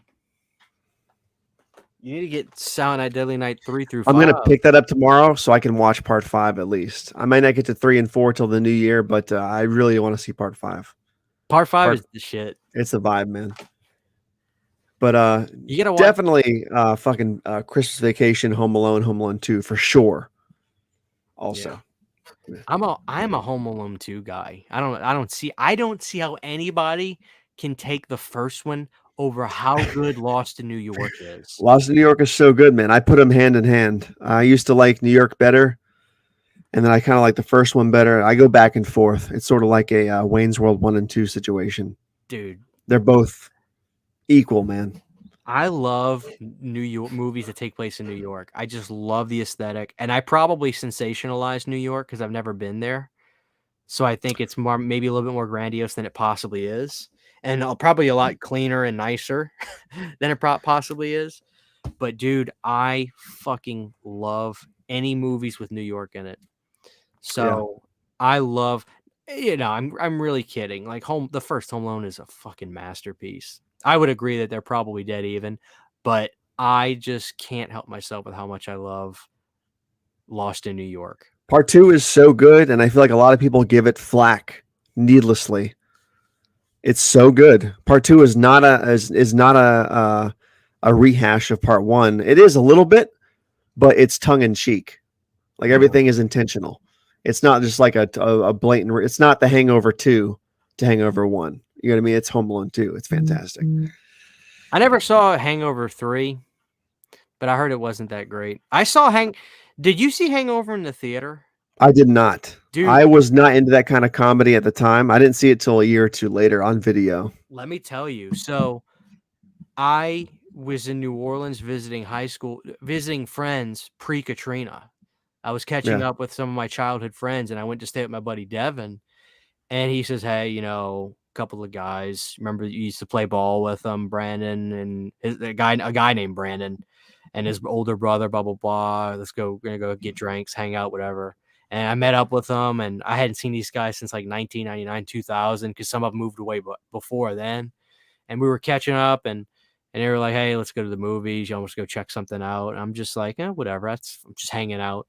And we were looking at we went to the theater, had no idea. We didn't pick a show time. We literally just showed up and said, "We'll just go to whoever's the soonest thing." And we literally got there like 15 minutes before this movie was starting. It was The Hangover. I didn't know anything about it, never heard about it, never saw a trailer. I guess this was 2008 or 9. Mhm. I never laughed my ass off harder in the theater in my entire life. It has a very 70s and 80s comedy element about it, sort of Animal House raunchiness. Animal House, raunchy. It's not Porky's, safe. right? It's not safe. It's not PC. Because I don't like that 2000 to 2010 era of comedy films, but The Hangover felt different. You know what I mean? It felt more like the 70s, 80s comedy, raunchy comedies, which I loved. Yeah. That's why I like the first Hangover, like you said. But part 2, did you like part 2? I feel like it was just too much of a Xerox of the first film, and not a good way. I didn't dislike it, but I just remember saying, that how some again, I'm trying to remember what part 3 was. There might have been a chance that I streamed it a few years ago, and I either just didn't like it or I just literally can't remember it. It was kind of But dark yeah. and violent and If you weird. told me the plot, I can tell you right now if I remember seeing it. John Goodman was in part 3. He shoots Mike Epps dead in the pool, blows his fucking head off. That sounds very familiar. They're wearing masks and shit. Like part 3 is a funny movie, but it's surprisingly violent and was surprisingly depressing and dark. Does Peter Chow have a bigger role in that movie? He does. Then I think He I does. saw it because that actually sounds familiar. Yeah, I don't remember. I'm sure I probably liked it, but I only saw it once. But I know hand on the Bible that I even though I'd have to revisit them, that first one was lightning in a Yeah. fucking bottle, It was. It you was. know. And then when they show the pictures at the end of the movie, and it's just like, and I don't, naturally, I think a lot of us would say to ourselves, like, it's like, oh, damn it. And like, we couldn't make that movie today. But you know what? Like, fuck it. Why can't we just make it? Mhm. Like, one thing I'm not the biggest Tarantino fan in some aspects. I think he can be really petty. Like, he talked about he refuses to say Return of the Living Dead's a good movie because he says, oh, I don't like Dan O'Bannon, so I don't like Return of the Living Dead. Like, what? Really? Yeah, he was You- on Eli Roth's podcast, and he Wow. legitimately said that. But one of the things I love about Tarantino was when he was on Joe Rogan. Joe says, like, dude, how do you get away with those movies you make? Like, they try to put, who the fuck is they? That's what Quentin said. Who is they? And what are they going to do to me? Yeah. Who the fuck is they? And Yeah. Joe's like, he goes, yeah, who is they? Like, when you think about it, like, Tarantino doesn't give, you can't stop him. Nope. Speaking of Tarantino, so the Pulp Fiction 4K came out a few days ago. And I'd only seen Pulp Fiction once in my life. And we got Reservoir Dogs before that. That came out on 4K literally like 2 weeks before that. And I liked Reservoir Dogs. I didn't love it, but then again, I'd have to watch it a couple more times. I love the cast. Anything with Harvey Keitel is at least a B-. I mean, it's Harvey fucking Keitel. Right. Pulp Fiction, as cliche as it sounds, I fucking loved it. Oh, it's a masterpiece, man. Dude, as cliche as that sounds. Yeah. When Samuel L. Jackson has the gun pointed at him, tell her to calm down. Tell her it's all right. Tell her, God damn it, say something. I mean, Jesus Christ. Samuel Jackson owns that movie to me. He does. The Uma Thurman stuff, when they go to that diner, or that not a diner, that restaurant where they literally sit into a car. Right. Oh my God. That Pulp Fiction 4K was one of my favorite 4Ks I bought this year. I need to pick that up. I really need to pick that up. The Steelbook is gorgeous. It's got John Travolta dancing with Uma on the front of it. And the Travolta and Uma stuff and the Samuel L. Jackson scenes, that's my favorite stuff in that movie, hands down. I like the Bruce Willis stuff, but I actually think it's weaker. The weakest is not the right word, because it's still riveting shit. The way he saves the guy who he what do you call it, when he shaved the points or whatever, and he didn't go through with he didn't throw the fight like he was supposed to. He didn't throw the fight.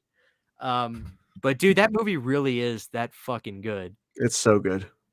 And you will remember in the shadow of the shit Samuel says. The funniest thing is, like, when he breaks into that guy's apartment, it's 7 a.m. and he's eating a hamburger and fries.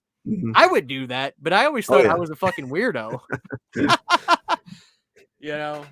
Oh, fuck. Pulp Fiction really is that fucking good. When I got it, I was saying to myself, I'm going to get the film. I know Sydney likes it. People are telling me, Christian, did you get Pulp Fiction? I should be reviewing these goddamn movies. I don't know why I'm not. Yeah, you need to. The 4K releases?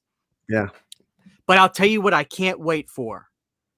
Motherfucking Kill Bill on 4K. Oh, yeah. Is that coming? Is that coming down the pipeline? It's got to be. I'm assuming his whole discography is coming on 4K. Have you seen Jackie Brown? Oh, my God. Yes. Okay. All right.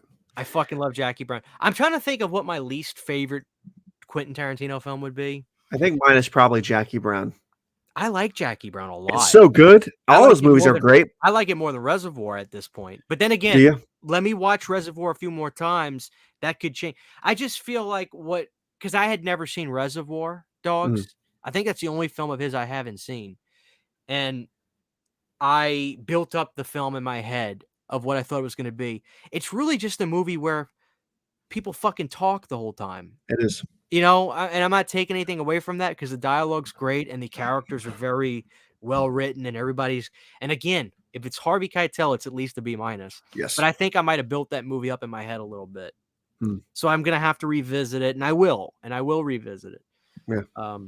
But then again, some of Quentin's best stuff is stuff he was involved with, like writing fucking. Didn't he write fucking National Born Killers? He did. He Like did. that's one of the best movies ever Fantastic. made. That was still hungry, gritty, early Tarantino too. And then after that, he wrote and Rodriguez directed it. Fucking greatest vampire movie of the decade. Oh yeah, Dusk Till Dawn. Dusk Till Dawn. Yep. You know. Yep. I just don't know how I went through this weird phase where I was like, oh dude, fuck Quentin Tarantino, he's so overrated, and this was like 5 years ago or whatever. And then it's just like, but his movies really are just super entertaining. They're fantastic. And I don't overanalyze them. I don't look at them as, oh, what is he trying to say here? Or what is he getting at here? No, it's just, the idea of like the idea of the people talking in specifics, yeah, that's great. Like just and it seems so natural to do in the films. I guess you never really saw you never saw much of that before. But because it seems so obvious, I didn't realize that was his thing until people started talking about, like, no, he mentions in his movies, he has his characters, they mention McDonald's. They mention specific items on the menu. Like, and that was part of it. Songs, breaking down lyrics in songs. I guess I just never paid much attention to that kind of shit. Yeah. I feel like he's the only, and I think. Oh, what's up, Nick? I'm sorry, I hadn't been looking at the chat. I didn't know Nick was in here. Nick's here. What's up, Nick? Tarantino is the only director I feel like you could go. He has a movie coming out. You can go to the theater. You're going to be entertained no matter what. Yeah. I feel like there's no other director, even Scorsese, who I love. He has a lot of films in his filmography that I'm like, it was all right. I haven't seen everything Scorsese's done, but dude, this might shock you. I have watched this film now 5 times. 5. I never rewatch films unless I'm literally genuinely in love with them. I am the biggest Irishman fan on the planet. Oh, dude, Irishman. Dude, yes.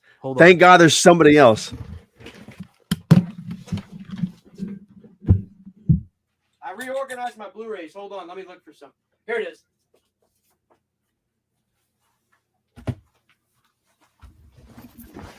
So this will be the last thing we talk about for the night. Okay. Not that I want to get. I don't want to. It's later by you, so that's why I don't want you to.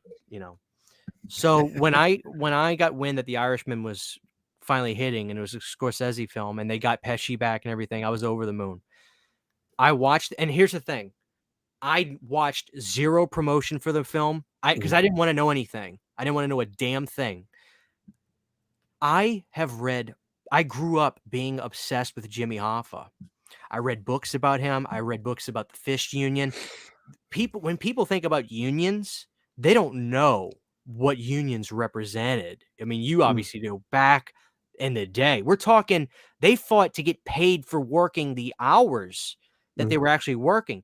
And like nowadays, unions are a little bit of something else, but it was the real stuff back then. And Hoffa really became one of the biggest mafia leaders in the world. He was betting with that union money. He was getting deals with that union money. And it was this crazy thing. And Hoffa really, we still don't know what happened to Hoffa. They never, but anyway, I watched it on Netflix and I liked it, but I really liked it. And I eventually got the Criterion. Thank God.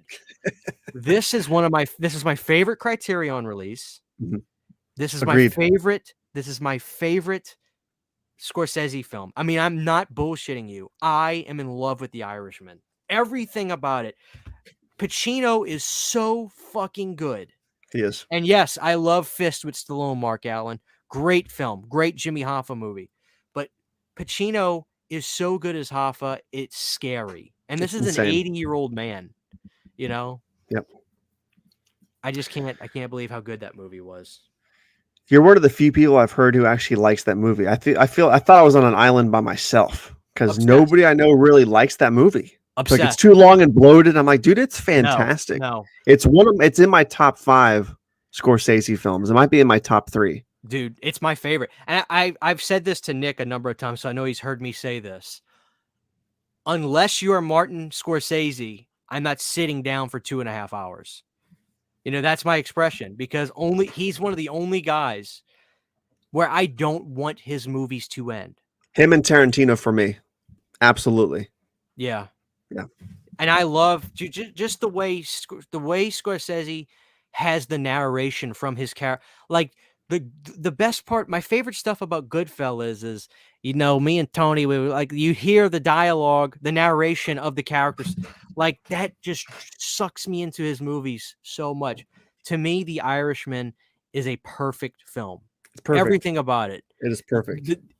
Dude, when Hoffa tries to reconnect to everything, and the guy he got in the fight with in prison is there, and Hoffa is he has so much pride of who he is, and he's like, you dress like that for a fucking meeting?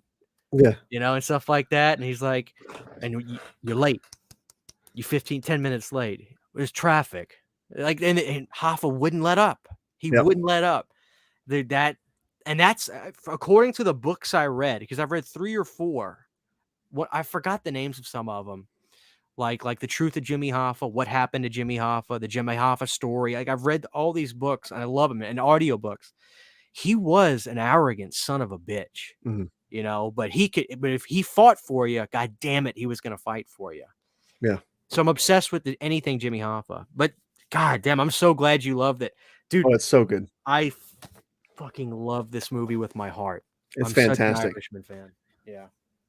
Because anybody out there who doesn't have it, you need to pick it up. It's fantastic. This is a fantastic release. I mean, for the longest time, I always said that, my favorite Scorsese film is either Raging Bull, Taxi Driver, maybe Goodfellas, or Casino. I mean, like, I never, it's funny, like, all those films could have been my number one. I'm back and forth all the time. But after my last time watching The Irishman, I knew, no, this is it. This is it. That's acceptable. That is perfectly acceptable. The Irishman is a fucking masterpiece. Yes. God damn it. All right. I might need to watch this weekend, actually. Dude, why not? Yeah. You remember when De Niro finds out, like, did he touch you? Did he touch you? The guy at the store, he grabbed you. And when he goes there and he beats the shit out of that guy, dude, holy shit. God damn. Yeah, it's fantastic. And Pesci still got it. Pesci is frightening in that movie, man. Oh, man. As an old time mobster, I'm like, damn, he's still got it, dude. He's still got that fucking, like, I will kill you mentality. Was that Harvey in that movie when was that Harvey guy? It had to be. It was. So, and he's fucking freaky in that role too. Dude, okay, so it was the scene where De Niro's character he was going to work for another division, but he didn't realize that these guys were going against Pesci's crew. Yeah, he blew up the Jew mob's place, and the guy, and he was going to blow up. He get in the car now. So he's like, and he sits down. Oh, dude, the look Pesci and the look that Pesci and Cartel are giving him. And he's like, tell me what you were doing tonight. Oh, dude, he knew he fucked up. Yeah, Cattell, he's got it, man. He's got that scary fucking stare. It reminds me of my grandfather in that scene. It's like, if you did something bad, you're gonna admit it to this guy because he knows. You know what I mean? He knows. It's legitimately, he's fucking great. I'm so glad, because I've never. There's still so many people I talk to, and I say I love The Irishman. They never watched it. Yeah, it's too long. It's like, no, it's not. And look, I can't get mad when people say that. I'm the number one person to bitch about runtime. The one exception is Martin motherfucking Scorsese. I wish there was a 5-hour cut of this fucking movie. I'd take it. We're just gonna have to cut in scene like 30-minute scenes of him sleeping some nights, like literally. That's fine. No, I'm sure there's more footage. That's the one. That's another. Did we get every drop of footage? There's no way. There's no way. Yeah. You remember when people were upset? This is the last thing we're talking about. Like, remember when people were really upset that, like, Scorsese was like, I'm not really into the. People got to see movies in the theater. I agree. Here's the thing.